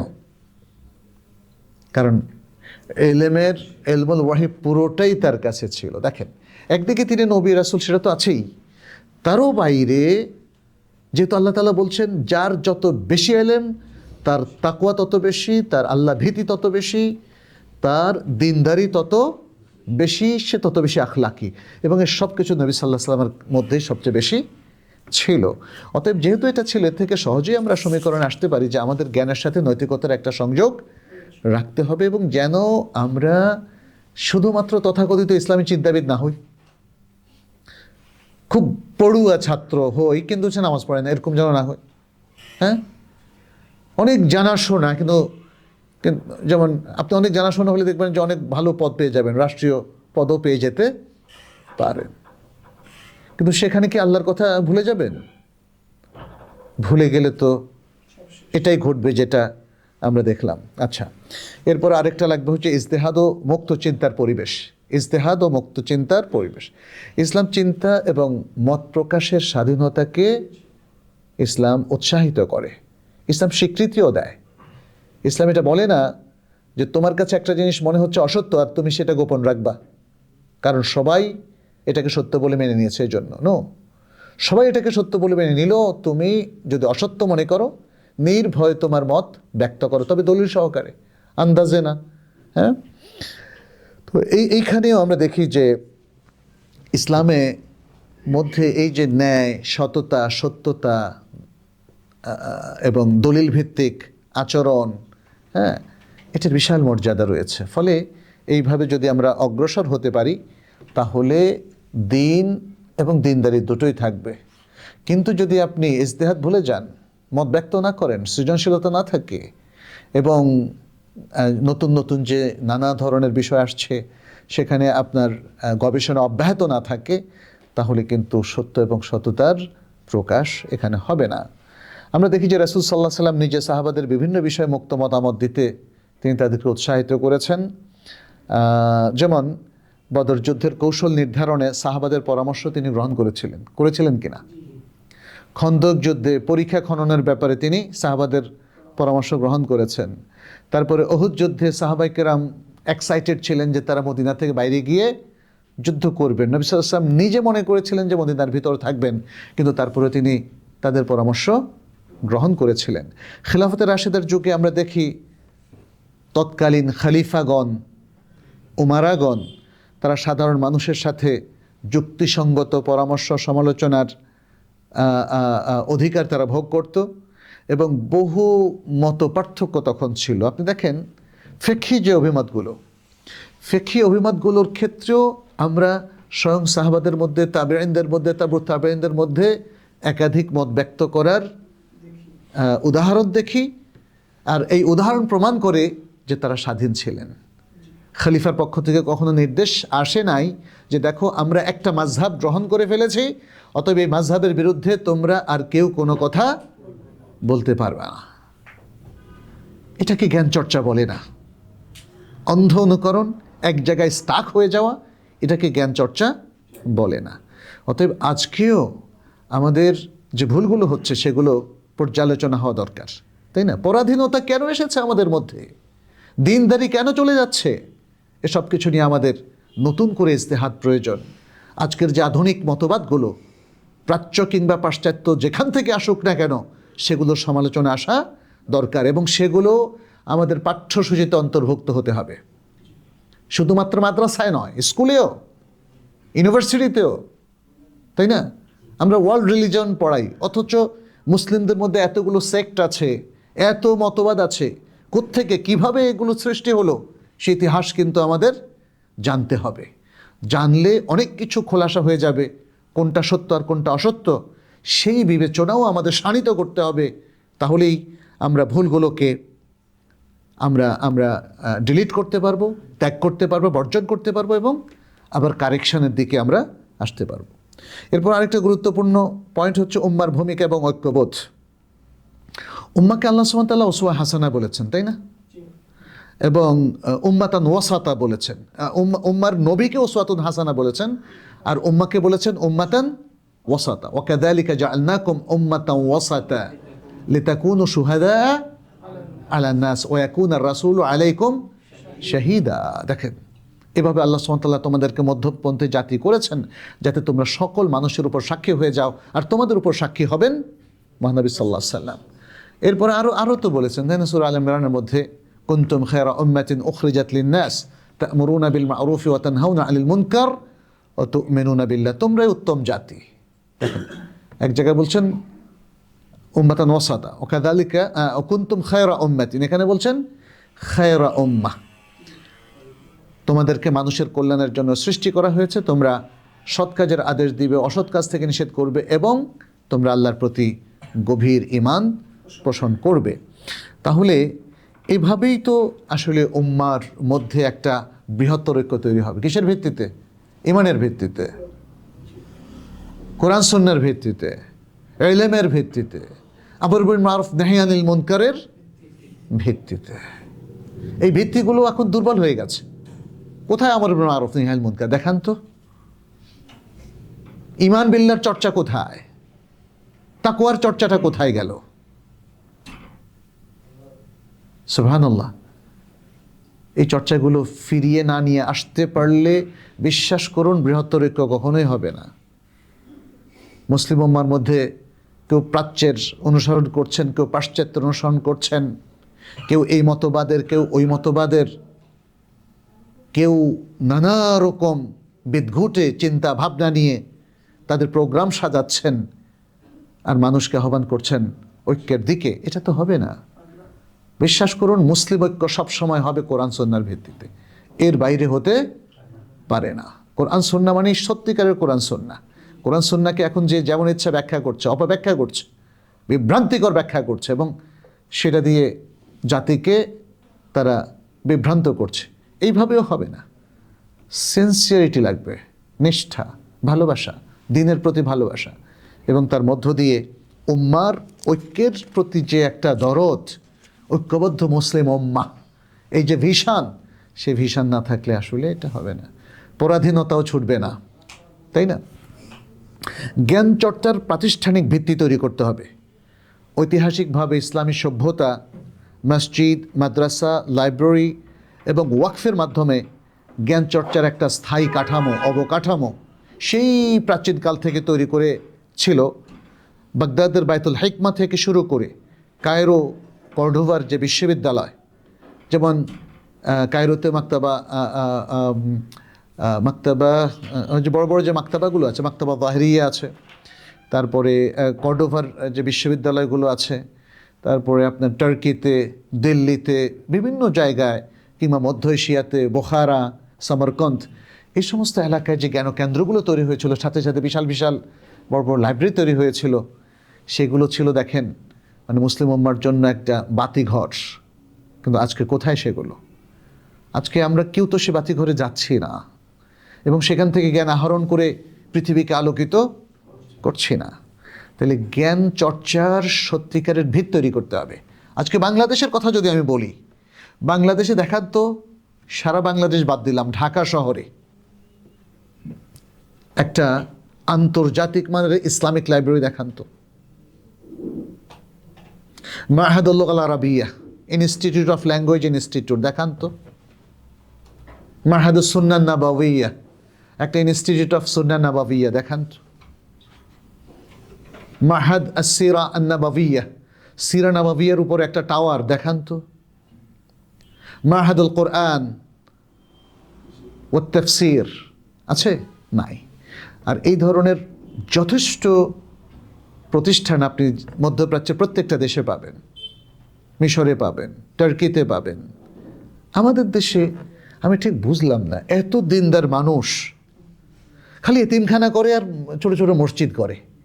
আমি দেখলাম গ্রামে গঞ্জে এই মসজিদ আছে, মসজিদের পিছনে আরেকটা মসজিদ, এই রোড থেকে একটু মাহফিলে আরেকটা মসজিদ, কিন্তু আনফর্চুনেটলি কোনো জ্ঞান কেন্দ্র নাই। আর বেশ মসজিদগুলো অধিকাংশ হচ্ছে ফাঁকা, সেখানে কিছু তবলিগি নেশাব ছাড়া কিচ্ছু পাওয়া যায় না। ইন্না লিল্লাহি ওয়া ইন্না ইলাইহি রাজিউন। একটা জাতি জ্ঞানের ভিত মজবুত করে নাই, জ্ঞানকে শত্রু বানিয়ে ফেলেছে। বাংলাদেশে আমি একজন শিক্ষক হিসাবে যেটা দেখছি, এখানে গবেষণা অনেকে করেন নিড বেসড, প্রয়োজন, প্রমোশনের জন্যে, কিংবা হয়তো কোনো একটা প্রজেক্ট পাইছেন সেখানে, কিন্তু স্বেচ্ছা প্রণোদিত হয়ে জাতির লোকরা গবেষণাকে বিদায় জানিয়ে দিয়েছে। অনেকটা শত্রুই মনে করে। অনেক ব্যক্তিদের কাছে আমি নিজে গবেষণার কিছু প্রস্তাবনা দিয়েছিলাম, সুন্নাহ ভিত্তিক গবেষণা, কোরআনের তাফসির ভিত্তিক কিছু গবেষণা, একটু ভিন্ন ধর্মী, যেগুলো রেগুলার যে বইপত্র আছে বাজারে পাওয়া যায় এর বাইরে। আজকে আপনি দেখবেন একদল কোরআনিয়ন আছে, হাদিস বিরোধী একদল লোক আছে, ফিকহ বিরোধী আরেকদল লোক আছে, ইসলামী অনুশাসন এর বিপক্ষে অনেক লোক আছে, শরিয়া বিরোধী অনেক লোক আছে। যদিও বাংলাদেশে শরিয়া প্রতিষ্ঠান অনেক, এখন শরিয়া ব্যাংকিং, শরিয়া বেসড বিজনেস, হ্যাঁ, ইত্যাদি অনেক কিছু বের হয়েছে, কিন্তু দেখেন প্রয়োজনীয় শরিয়া এক্সপার্ট কিন্তু নাই। মানে এত কিছুর পরেও আমরা দেখতে পাচ্ছি যে এখানে এত নিডের পরে, এত মুসলিম লাভিং পিপল, ইসলাম লাভিং পিপল থাকার পরেও আমরা দেখতে পাচ্ছি যে এখানে আমাদের যথেষ্ট পরিমাণে আপনার জ্ঞানকেন্দ্র নাই। আরবি ভাষার তর্জমা করার অনেক প্রয়োজন হয় আমাদের লোকজন ওই অনুবাদ সেন্টারে যায়, যেখানে পয়সা দিয়ে করা হয়, তাও সার্টিফিকেট। বিশ্বের যে বিশাল জ্ঞান ভাণ্ডার আছে আরবিতে, ওটা থেকে অনুবাদের জন্য কেউ কাজ করেনি। কিছু কিছু প্রতিষ্ঠান সামান্য কাজ করেছে, আপনি গিয়ে দেখেন সেগুলো মানসম্পন্নও নয়। আমি আর কারো নাম নিচ্ছি না। যারা তাফসির আত-তাবারি, তাফসির ইবনু জারির, ইবনু তাইমিয়া, ইবনুল কাইয়িম, হ্যাঁ, ইভেন ইমাম আবু হানিফা রাহিমাহুল্লাহ, কিংবা মুহাম্মদ ইবনুল হাসান আশ-শাইবানি, আবু ইউসুফ, এবং আরও বড় বড় স্কলারদের অল্প কিছু কাজ যারা অনুবাদ করেছে, আমি দেখলাম সেগুলো ভুলে ভরা। এগুলোকে সম্পাদনা করার মতো প্রাজ্ঞবিজ্ঞ লোক নাই, তাদের সময়ও নাই, আর বাজেট সে তো নাই। কারণ এতিমখানার ছোট ছোট মসজিদ করতে আমাদের লোকজন ক্লান্ত হয়ে গেছে। জ্ঞানের পেছনে টাকা ব্যয় করা, গবেষণার পেছনে টাকা ব্যয় করার মনোবৃত্তি কারও নাই। ফলে জাতি কিন্তু কখনোই উত্থিত হওয়ার এবং প্রতিষ্ঠিত হওয়ার যে বিশাল একটা সম্ভাবনা, সেটাও কিন্তু একদম দুর্বল হয়ে গেছে বাংলাদেশে। আল্লাহ মাফ করুক। আমি চাইবো যে আমাদের দেশ বিদেশের বাংলা ভাষাভাষী ভাইয়েরা আপনারা এগিয়ে আসুন। আমি হতাশ নই, যদিও চালচিত্র থেকে অনেকে হতাশ হয়ে যান, আর চালচিত্রটাই আমি আজকে তুলে ধরলাম। হতাশ হওয়ার কিছু নেই। আল্লাহ তার এক বান্দা দিয়ে সারা বিশ্বকে জয় করাতে পারেন কি না? আমি মনে করি বাংলা ভাষাভাষীদের মধ্যে নিশ্চয়ই সেই সকল সাহসী বীর পুরুষ আছে, জ্ঞানী, সাধক, শিক্ষাবিদ আছেন, শিক্ষক আছেন, ওলামায়ে কেরাম আছেন, যারা এই গ্যাপগুলো পূরণ করবেন ইনশাআল্লাহ। তাহলে জ্ঞানচর্চার আসলে আর কোনো বিকল্প নাই। মনে রাখবেন, উম্মার প্রায়োরিটি হচ্ছে এলেমটাকে মানুষের কাছে তুলে ধরার জন্য প্রোগ্রাম হচ্ছে তালিম প্লাস তারবিয়া। তালিম এবং তারবিয়া। তালিম হচ্ছে একাডেমিক জ্ঞানগুলো মানুষের কাছে ছড়িয়ে দেওয়া, আর তারবিয়া হচ্ছে total education, harmony of the mind, body and soul. Mind, body and soul. আপনার সব কিছুকে একটা ব্যালেন্সড ওয়েতে পরিশীলিত প্রতিপালিত করে গড়ে তোলার প্রোগ্রামটা হচ্ছে তারবিয়া। অতএব শুধু তালিম দিয়ে হবে না, তালিমটা হচ্ছে পুঁথিগত বিদ্যা মানুষের হাতে তুলে দেওয়া। তালিম তাদেরকে শেখানো। মানুষ মুখস্থ করে একটা সুন্দর জীবন পায় না। মানুষ যা ধারণ করলো, যা জানলো, যা বুঝলো, যা মুখস্থ করলো, সেটাকে আমলে রূপান্তরিত করার মধ্য দিয়েই তার জীবনটা সুন্দর হয়, পরিশীলিত হয়, তার একটা ঐতিহ্য গড়ে ওঠে, তার কৃষ্টি কালচার সমৃদ্ধ হয় এবং সে আলোকিত মানুষ হতে পারে। যদি তারবিয়াটা না থাকে তাহলে শুধু তালিম দিয়ে একটা জাতি আগাতে পারে না। কিন্তু সব কিছুর কেন্দ্রবিন্দুতে আছে এলেম। এলেমটাকে আবিষ্কার করতেই হবে, এক্সপ্লোর করতেই হবে এবং সেই এলেম দিয়ে পুরো জাতিকে আলোকিত করতে হবে, অন্যথায় আর কোনো পথ নেই। আচ্ছা, এরপর আরেকটা পয়েন্ট বলি, একটু দ্রুত যাই যেহেতু আমাদের সময় অনেক হয়ে গেছে। সেটি হচ্ছে ভারসাম্যপূর্ণ জ্ঞানতত্ত্ব, অ্যাপোস্টেমোলজি। আমাদের কিন্তু ভারসাম্যপূর্ণ জ্ঞানতত্ত্ব নাই। মাদ্রাসায় আপনি দেখবেন যে কিছু টেক্সট পড়ানো হয় এবং এই পড়া দিয়ে জগৎ সংসার কিভাবে চলবে সেই পুঁথিগত বিদ্যাটাও যেমন নাই, প্র্যাকটিক্যাল বিদ্যাটা তো আরও বেশি নাই। আর স্কুল, কলেজ, ইউনিভার্সিটিতে হাদ্দেথ ওয়ালা হারাজ, হাদ্দেথ ওয়ালা হারাজ, সমস্যার কোনো অন্ত নাই। স্কুল কলেজের জ্ঞানতত্ত্বটাকে ভারসাম্যপূর্ণ বলেন? সেখানে কি মুসলিম তার নিজের আইডেন্টিটি খুঁজে পায়? সেখানে কি সে কোরআন শেখে? সেখানে কি রাসূল সাল্লাল্লাহু আলাইহি সাল্লামের সিরাত পড়ে উদ্বুদ্ধ হয়? সেখানে সে কি রাসূল সাল্লাল্লাহু আলাইহি সাল্লামের যে বিশাল জ্ঞানভাণ্ডার সুন্নাহর এবং হাদিসের, তার সাথে পরিচিত হয়?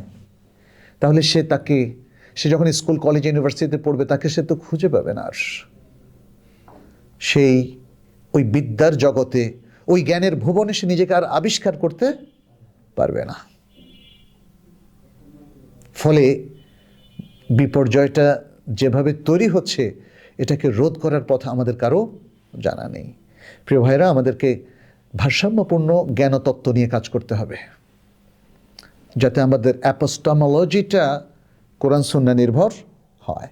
এর মধ্যে যেন ওহীর নির্দেশনা থাকে, মানবীয় গবেষণা এর মধ্যে যেন যুক্ত হয়, নৈতিকতা এবং মরালিটি, ইসলামের যে নৈতিকতা এবং মরালিটি, সেটা যেন পূর্ণমাত্রায় বিদ্যমান থাকে। শুধুমাত্র অন্ধ অনুকরণ, তাকলিদ, অন্ধ ধর্মবিশ্বাস, এগুলো কিন্তু ইসলাম পছন্দ করে না। অন্ধ ধর্মবিশ্বাস কেন? ইসলাম শুরু থেকে বলছে ফা'লাম আন্নাহু লা ইলাহা ইল্লাল্লাহ, লা ইলাহা ইল্লাল্লাহ এর এলেমটা তোমরা অর্জন করো। তোমরা যে লা ইলাহা ইল্লাল্লাহ বলছো, এলেমের আলোকে বলো। তোমরা যে ঈমানটা আনছো, সেই ঈমানটারও জ্ঞান অর্জন করো। মা কুনতা তাদরি মাল কিতাব ওয়ালাল ঈমান, তুমি তো জানতেই না। ঈমান যদি শুধু বিশ্বাস হইতো মনে মনে, তাহলে তো এখানে না জানার কিছু নাই, তাই না? এটা পুরোটাই হচ্ছে এলেম। ঈমানটাও এলেমের, ইসলামটাও এলেমের। আরকানুল ঈমান, আরকানুল ইসলাম, পূর্ণ শরিয়া সবই এলেমের সাথেই ওতপ্রোতভাবে জড়িত। আল্লাহ সুবহানাহু ওয়া তাআলা তিনি তো এলেমের উপর গুরুত্ব দিয়েছেনই। আমাদের নবী সাল্লাল্লাহু আলাইহি ওয়াসাল্লাম বলেছেন, তালাবুল ইলমি ফারিদাতুন আলা কুল্লি মুসলিম। সকল মুসলিম, মুসলিম বলতে মুসলিম নর নারী সবার উপরে এই এলেম অর্জন করা কি ফরজ। আচ্ছা, এখন আসুন সর্বশেষ পয়েন্টটা নিয়ে। এখানেও তো অনেক পয়েন্ট, কিন্তু আমি মনে হয় যাই হোক সংক্ষেপ করি। এখন আমাদের দরকার হচ্ছে একটা লিডারশিপ। আসলে লিডারশিপ ছাড়া একটা জাতি জাগ্রত হয় না। আমাদের অনেকে লিডারশিপ বলতে শুধু রাজনৈতিক লিডারশিপ মনে করে, বাট আমি মনে করি সব ফিল্ডে লিডারশিপ আছে, তাই না? আমাদের যদিও এটা মানে এক ব্যক্তির মধ্যে যদি সব লিডারশিপ গুণাবলী থাকে, সেটা তো আলহামদুলিল্লাহ, কিন্তু সেটা তো নবী সাল্লাল্লাহু আলাইহি সাল্লাম ছাড়া আর এবং সাহাবাদের মধ্যে ছিল, এরপরে আমরা আর কাউকে দেখতে পাচ্ছি না। নবী সাল্লাল্লাহু আলাইহি সাল্লাম তিনি রিলিজিয়াস লিডার ছিলেন, তিনি সোশ্যাল লিডার ছিলেন, তিনি বিশ্ব জগতের সবার লিডার ছিলেন। তিনি মদিনা আসার পরে পলিটিক্যাল লিডারও হয়েছেন কিনা? ইহুদি, খ্রিস্টান, পৌত্তলিক এবং মুসলিম ইসলাম গ্রহণকারী সকল মুসলিমের তিনি মদিনা আসার পরে লিডার ছিলেন এবং সেই লিডারশিপের দাবিও তিনি পূরণ করেছেন মদিনা সনদ প্রণয়নের মধ্য দিয়ে। সত্যিকারের সর্বকালের সেরা লিডার হিসাবে তিনি কাজ করেছেন। তিনি সেনাপতিও ছিলেন। যুদ্ধের স্ট্র্যাটেজি তার থেকে ভালো কেউ জানতো না। আপনি যেই পার্সপেক্টিভ থেকেই তাকে চিন্তা করেন না কেন, he was a successful leader in the world. এই জন্য অনেকেই আপনারা দেখেছেন, ইভেন অমুসলিম মনীষীরাও তাকে পৃথিবীর সবার উপরে স্থান দিয়েছে। মাইকেল হার্ট দ্য 100 মধ্যে 1 নম্বরেই তিনি মহানবী সাল্লাল্লাহু আলাইহি সাল্লামের নাম লিখেছেন এবং তিনি কারণও দর্শিয়েছেন যে কেন আমি তাকে সবার উপরে স্থান দিলাম, সেটা তিনি উল্লেখ করেছেন। তো এটা তাদের স্বীকৃতি, আমাদের তেমন কোনো মানে গণ্য করার কিছু নাই। কিন্তু তারপরেও বলতে হয় যে যেখানে অমুসলিমরা নবী সাল্লাল্লাহু আলাইহি সাল্লামকে এত গুরুত্ব দিল, সেখানে আপনি মুসলিম হয়ে কি গুরুত্ব দিয়েছেন? আপনার কাছে তিনি কি সারা পৃথিবীর সর্বশ্রেষ্ঠ আসন অলংকৃত করেছে? আপনার কাছে কি তিনি উসওয়ায়ে হাসানা? আপনি কি তার কাছ থেকে আদর্শ গ্রহণ করেছেন? তার লাইফস্টাইলের আলোকে নিজের লাইফস্টাইল সাজিয়েছেন? আপনি এবং আপনারা যারা সমাজ চালান, আপনারা কি এই সমাজের এই অধপতনগুলোকে রোধ করার জন্য নবী সাল্লাল্লাহু আলাইহি সাল্লামের আদর্শ থেকে কিছু গ্রহণ করেছেন? তাহলে কেন করেননি? প্রশ্ন, কেন গ্রহণ করেননি? যেখানে সারা পৃথিবীর প্রায় অধিকাংশ মনীষী এক বাক্যে তাকে সর্বশ্রেষ্ঠ বলেছে, আপনি কেন গ্রহণ করলেন না? আপনারা কেন করলেন না? আপনারা তো মুসলিম, তাই না? এই প্রশ্নটা আসে। তাহলে আমাদের নতুন নেতৃত্ব গঠনের জন্য কিছু করণীয় রয়েছে। আমাদের প্রথম যে করণীয় সেটি হলো আত্মসমালোচনা এবং মূল্যায়ন, যেটা এখন বললাম, আত্মসমালোচনা এবং মূল্যায়ন। আপনি মুসলিম হয়ে কেন করছেন না?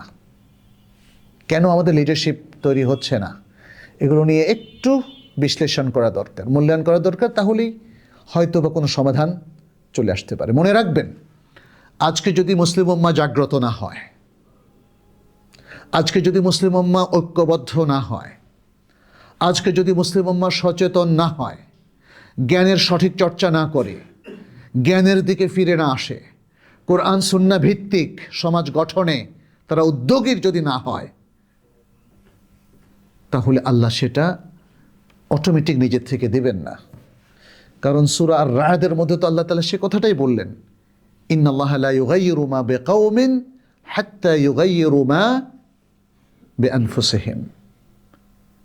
কোনো জাতি তার নিজেদের ব্যাপারে যা কিছু আছে সেটা যদি তারা পরিবর্তন না করে, তাহলে আল্লাহ ততক্ষণ পর্যন্ত সেই জাতির কোনো কিছুই পরিবর্তন করেন না। এটা দুটো অর্থ।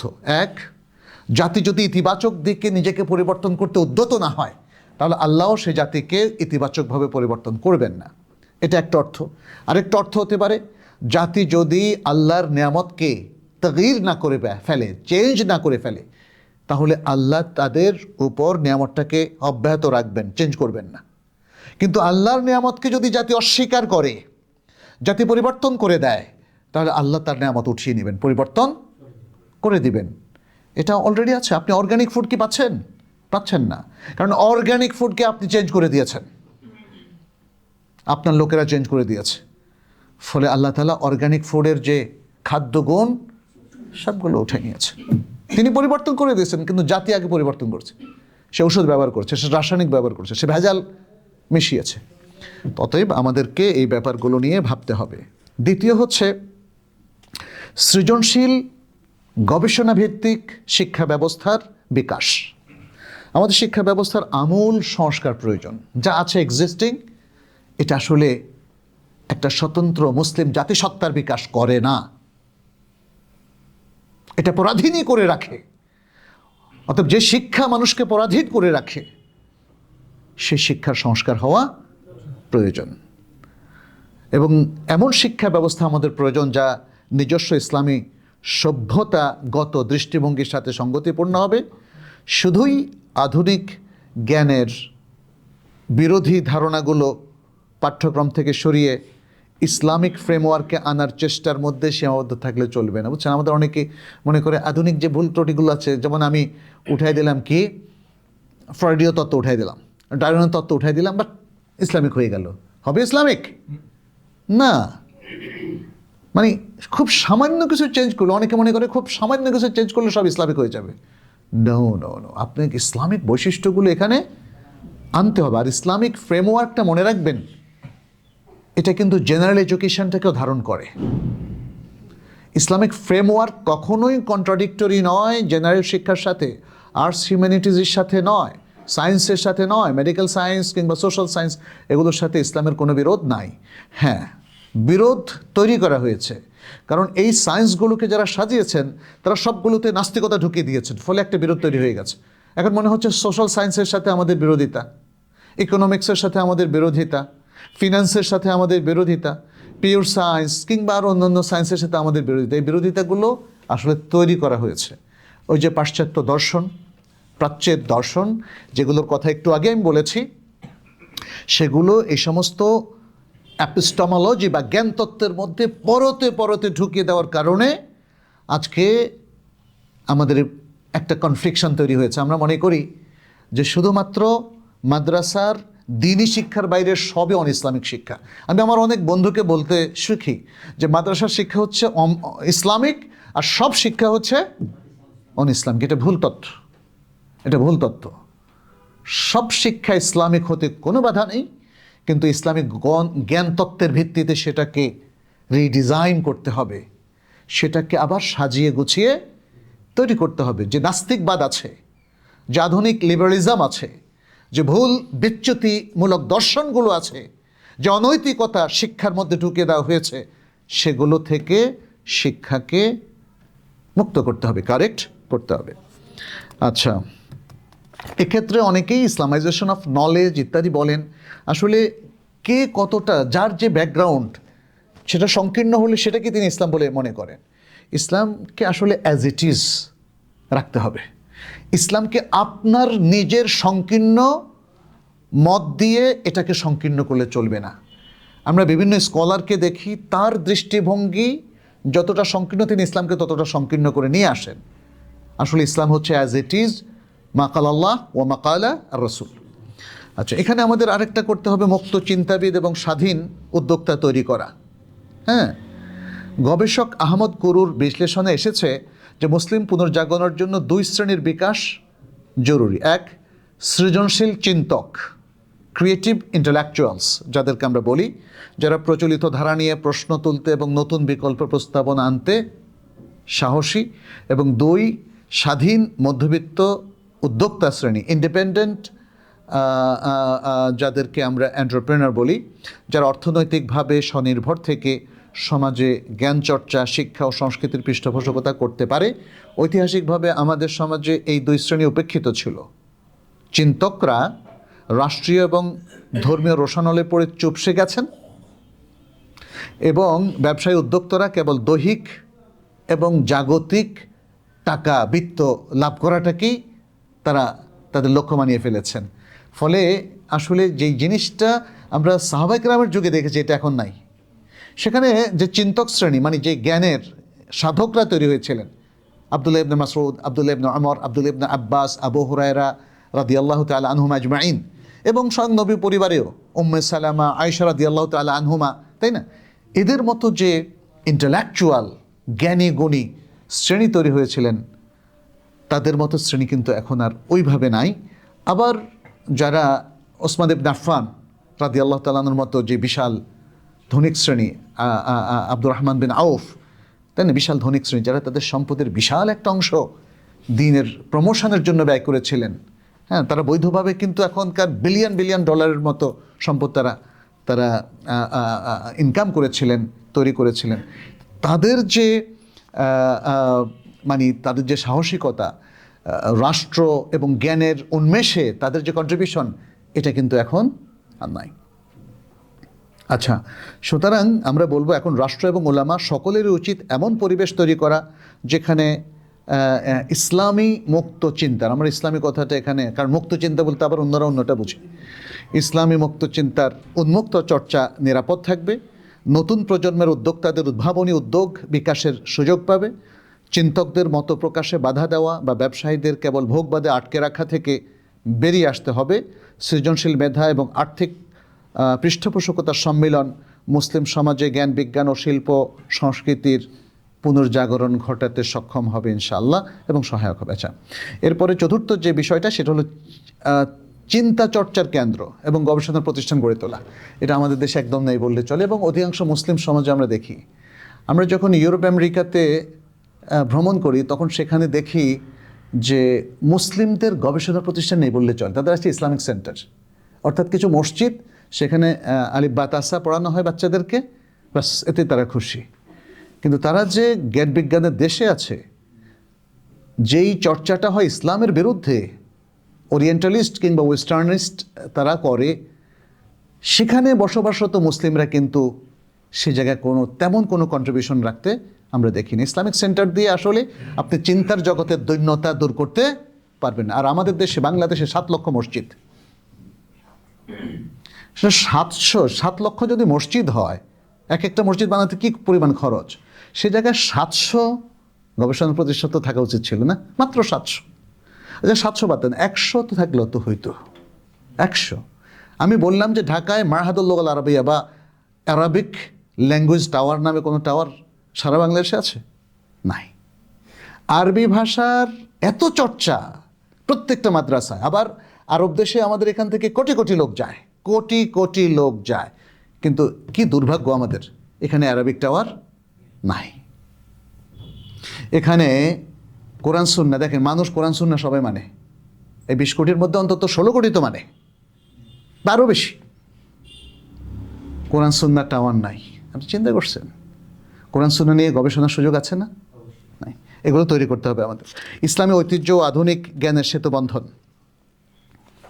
নতুন বুদ্ধিবৃত্তিক নেতৃত্ব তখনই স্থায়ী সফলতা পাবে যখন তারা নিজেদের শেকড়ের সাথে সংযুক্ত থেকেই জ্ঞানের এই যে শাখা প্রশাখা, সেগুলোকে আধুনিক দুনিয়ায় ছড়াতে পারবে। অর্থাৎ আমাদের ঐতিহ্যের ধারক আলিম ওলামাদের আধুনিক জ্ঞান বিজ্ঞান ও চিন্তাধারায় প্রশিক্ষিত হওয়া প্রয়োজন। আমি বলছি না সবাই এক একজন শায়েখ তিনি আবার সায়েন্টিস্টও হয়ে যাবেন, এটা না।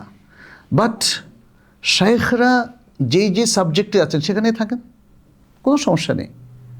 হাদিসভিদ মুহাদ্দিসই থাকেন, মুফাসসিরই থাকেন, কিন্তু প্রজন্মের মধ্যে কিছু এক্সপার্ট তৈরি হতে হবে যারা আসলে কোরআনিক সায়েন্স এবং ন্যাচারাল সায়েন্স সেই ব্যাপারে এক্সপার্ট। আপনি দেখেন আমাদের প্রাচীন ডাক্তাররা, হাকিম যাদেরকে বলতাম, এরা প্রায় সবাই হাফেজুল কোরআন, প্রায় সবাই তাফসির, হাদিস, কোরআন এই সমস্ত জায়গায় প্রাজ্ঞবিজ্ঞ, তারপরে হাকিম।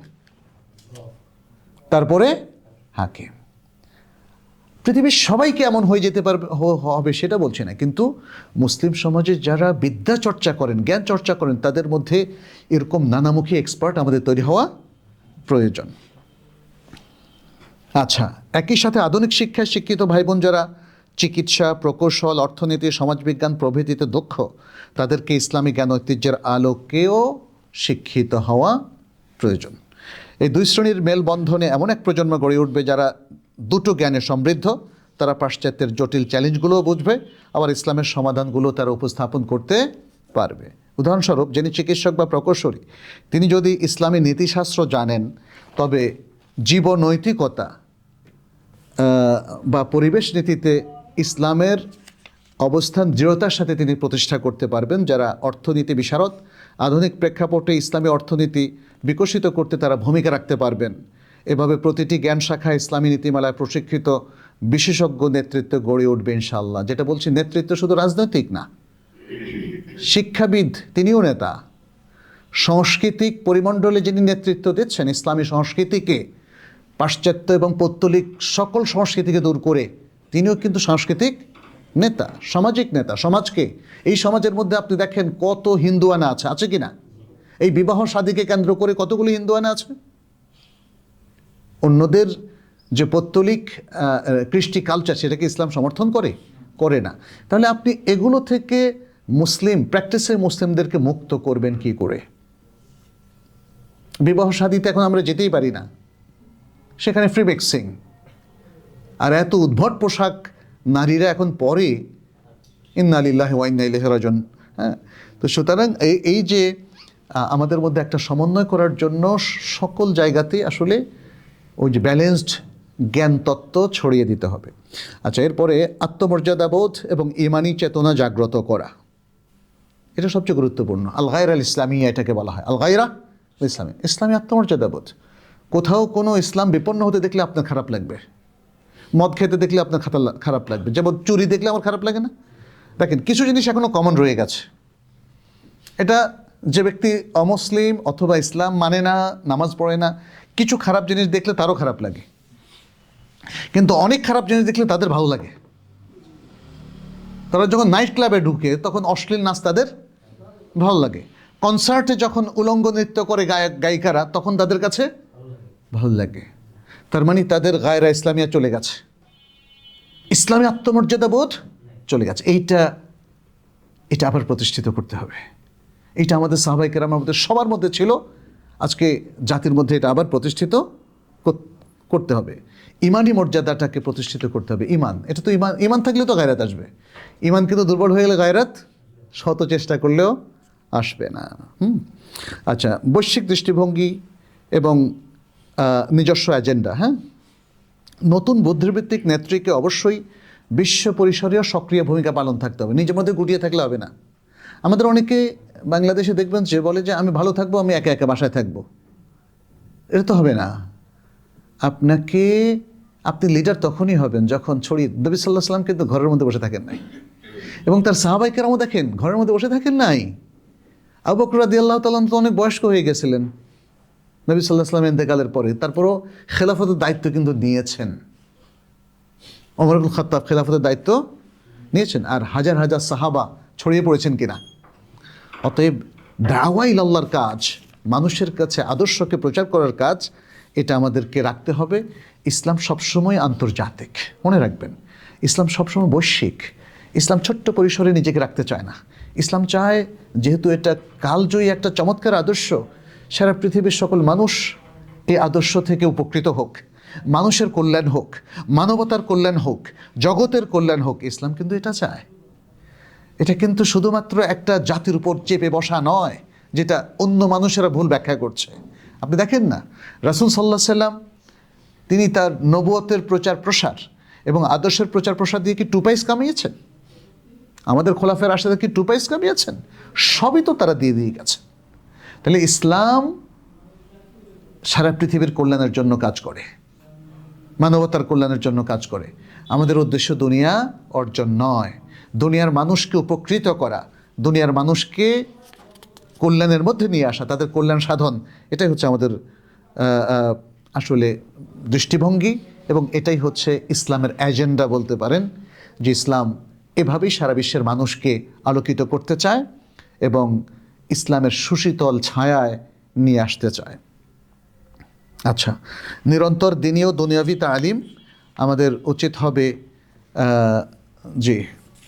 আমাদের উচিত হবে আসলে তালিমটা চালিয়ে যাওয়া, ইলমের প্রচার প্রসার। এই জন্য ইমাম বুখারী ট্রাস্ট আপনাদের সামনে সবসময় উপস্থিত হচ্ছে। আমরা চাচ্ছি যে সবাই যেন একটু সচেতন হয়। আমরা ইচ্ছে করলে আপনাদেরকে কবর আযাব দিয়ে শেষ করতে পারতাম, কিংবা জান্নাতের সুন্দর সুন্দর গল্প শোনাতে পারতাম, কিন্তু শুনেন, জান্নাত জাহান্নাম তো হক, এটা কোরআনও বলছে, হাদিসও বলছে। এখানে কিন্তু এটাকে হালকা করার উদ্দেশ্য নয়। কিন্তু আপনি যদি সারাক্ষণ জান্নাত আর জাহান্নামের আলোচনা দিয়ে শেষ করেন, তাহলে এই যে পরাধীন মানসিকতা থেকে মুক্তি কবে আসবে? আপনি শিক্ষা ব্যবস্থার সংস্কার কিভাবে করবেন? আপনি মুসলিম উম্মার ঐক্য কিভাবে তৈরি করবেন? এপিস্টেমোলজি বা জ্ঞান তত্ত্বকে কিভাবে প্রতিষ্ঠিত করবেন? যে প্রবলেমগুলো বললাম আমরা গত পর্বে, আজকের পর্বে, এগুলো কিভাবে দূর করবেন? পাশ্চাত্যবাদের এবং প্রাচ্যবাদের প্রভাব থেকে কিভাবে নিজেকে রক্ষা করবেন? আমি তো দেখতে পাচ্ছি বিশাল সংখ্যক শিক্ষিত মানুষ এখন হাদিসকে অস্বীকার করছে। এটা নিয়ে আমরা একটা সুন্নাহ কনফারেন্সও করলাম, বাট আমরা স্পন্সর পেলাম না যে আমাদের 42টা আর্টিকেল ছাপিয়ে দেশবাসীকে আমরা বন্টন করব। খুব দুঃখজনক। আমরা আজকে অনেক কথা বললাম না করণীয়। আমি জানি না এইভাবে এটা কিভাবে সম্ভব হবে যদি আমাদের সচ্ছল ব্যক্তিরা এগিয়ে না আসেন। আমরা আজকে ইমাম বুখারী ট্রাস্টের যে বিশাল প্রোগ্রাম হাতে নিয়েছি, আমি আদৌ জানি না এগুলো শেষ করতে পারবো কিনা। আমরা জাতির কাছে এগুলো পেশ করলাম, এগুলো কিন্তু আমাদের এজেন্ডা নয়, এগুলো কিন্তু আমাদের একমাত্র করণীয় নয়, এটা পুরো জাতির করণীয়। এমন কিছু কাজ যেটা দিয়ে একটা জাতি উন্নত হতে পারে, পরিশোধিত হতে পারে, আলোকিত হতে পারে, পরিশীলিত হতে পারে, সুশীল হতে পারে, ভালো হতে পারে এবং জাতীয় কল্যাণ সাধিত হতে পারে। ফলে আমি আপনাদের সবাইকে আহ্বান করব যে আসুন, আল্লাহ সুবহানাহু ওয়া তাআলা তো সত্য পুরোটাই প্রকাশ করে দিয়েছেন, অকুল জা আল হক ওয়া যাহাকাল বাতিল ইন্নাল বাতিলা কানা যাহুকা। কিন্তু আমাদের দুর্বলতার কারণে, আমাদের উপেক্ষার কারণে, আমাদের অলসতার কারণে, গাফলতির কারণে যদি আজকে ইসলামের পুনর্জাগরণ বন্ধ থাকে, যদি ইসলামের উত্থান বন্ধ থাকে, যদি মুসলমানদের উন্নয়ন বন্ধ থাকে, আমি জানি না আল্লাহ আমাদেরকে কিভাবে ক্ষমা করবেন। তিনি রহিম, তিনি ক্ষমা করতেও পারেন, বাট আমরা আল্লাহর কাছে কিভাবে দাঁড়াবো, আল্লাহর কাছে কি জবাব দেব আমরা? আমি আপনাদেরকে আহ্বান করব যে আসুন, এক মহাতিক্ত সত্যের মুখোমুখি আজকে আমরা অনেক চ্যালেঞ্জের মুখোমুখি। শুধুমাত্র কিছু গুটিকতেক মুসলিম নয়, আমাদের ওলামায়ে কেরাম চ্যালেঞ্জের মুখোমুখি, আমাদের দুআত ইলাল্লাহ চ্যালেঞ্জের মুখোমুখি, আমাদের পুরো দাওয়াতি কর্মসূচি, আমাদের নশরুল ইলম, জ্ঞান ও তত্ত্ব, সব কিছু, শিক্ষাক্রম, শিক্ষা পদ্ধতি, কারিকুলাম সহ সব কিছু আজকে নানা রকম আগ্রাসনের মুখোমুখি। এবং অনেকগুলো আগ্রাসন হিডেন, এখনও অনুভব করতে পারছেন না আপনারা অনেকে, ফলে চুপ করে বসে আছেন। একের পর এক আঘাত আসছে অত্যন্ত নীরবতায় এবং গোপনে। যেদিন এই বিশ্রী বিষয়গুলো আরও এক্সপোজড হবে, সেদিন টের পাবেন, কিন্তু হয়তো বা করার কিছু তেমন থাকবে না।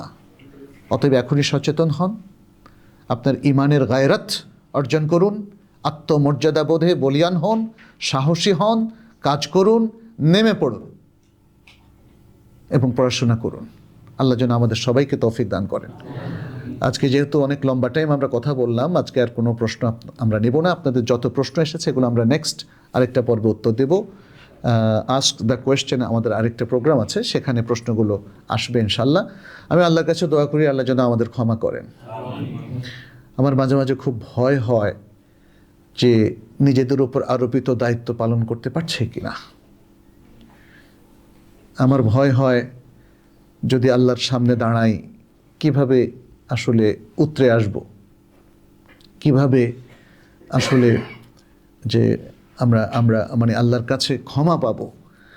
তো এই জন্যে আমার মনে হয় এই বোধগুলো আমরা সবাই নিজের মনে সঞ্চারিত করে নেই এবং এখন থেকে আরও সচেতন হই।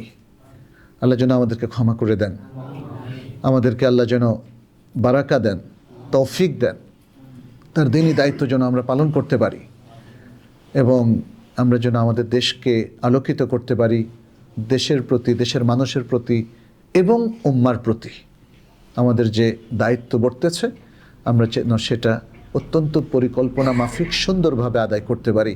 আল্লাহর কাছে সে কামনা করে এবং আপনাদের সবাইকে ধন্যবাদ জানিয়ে আজকের মতো এখানে শেষ করছি। হাদা সাল্লাল্লাহু ওয়াসাল্লাম আলা নবিয়িনা মুহাম্মদ ওয়া আলা আলিহি ওয়া আসহাবিহি আজমাইন।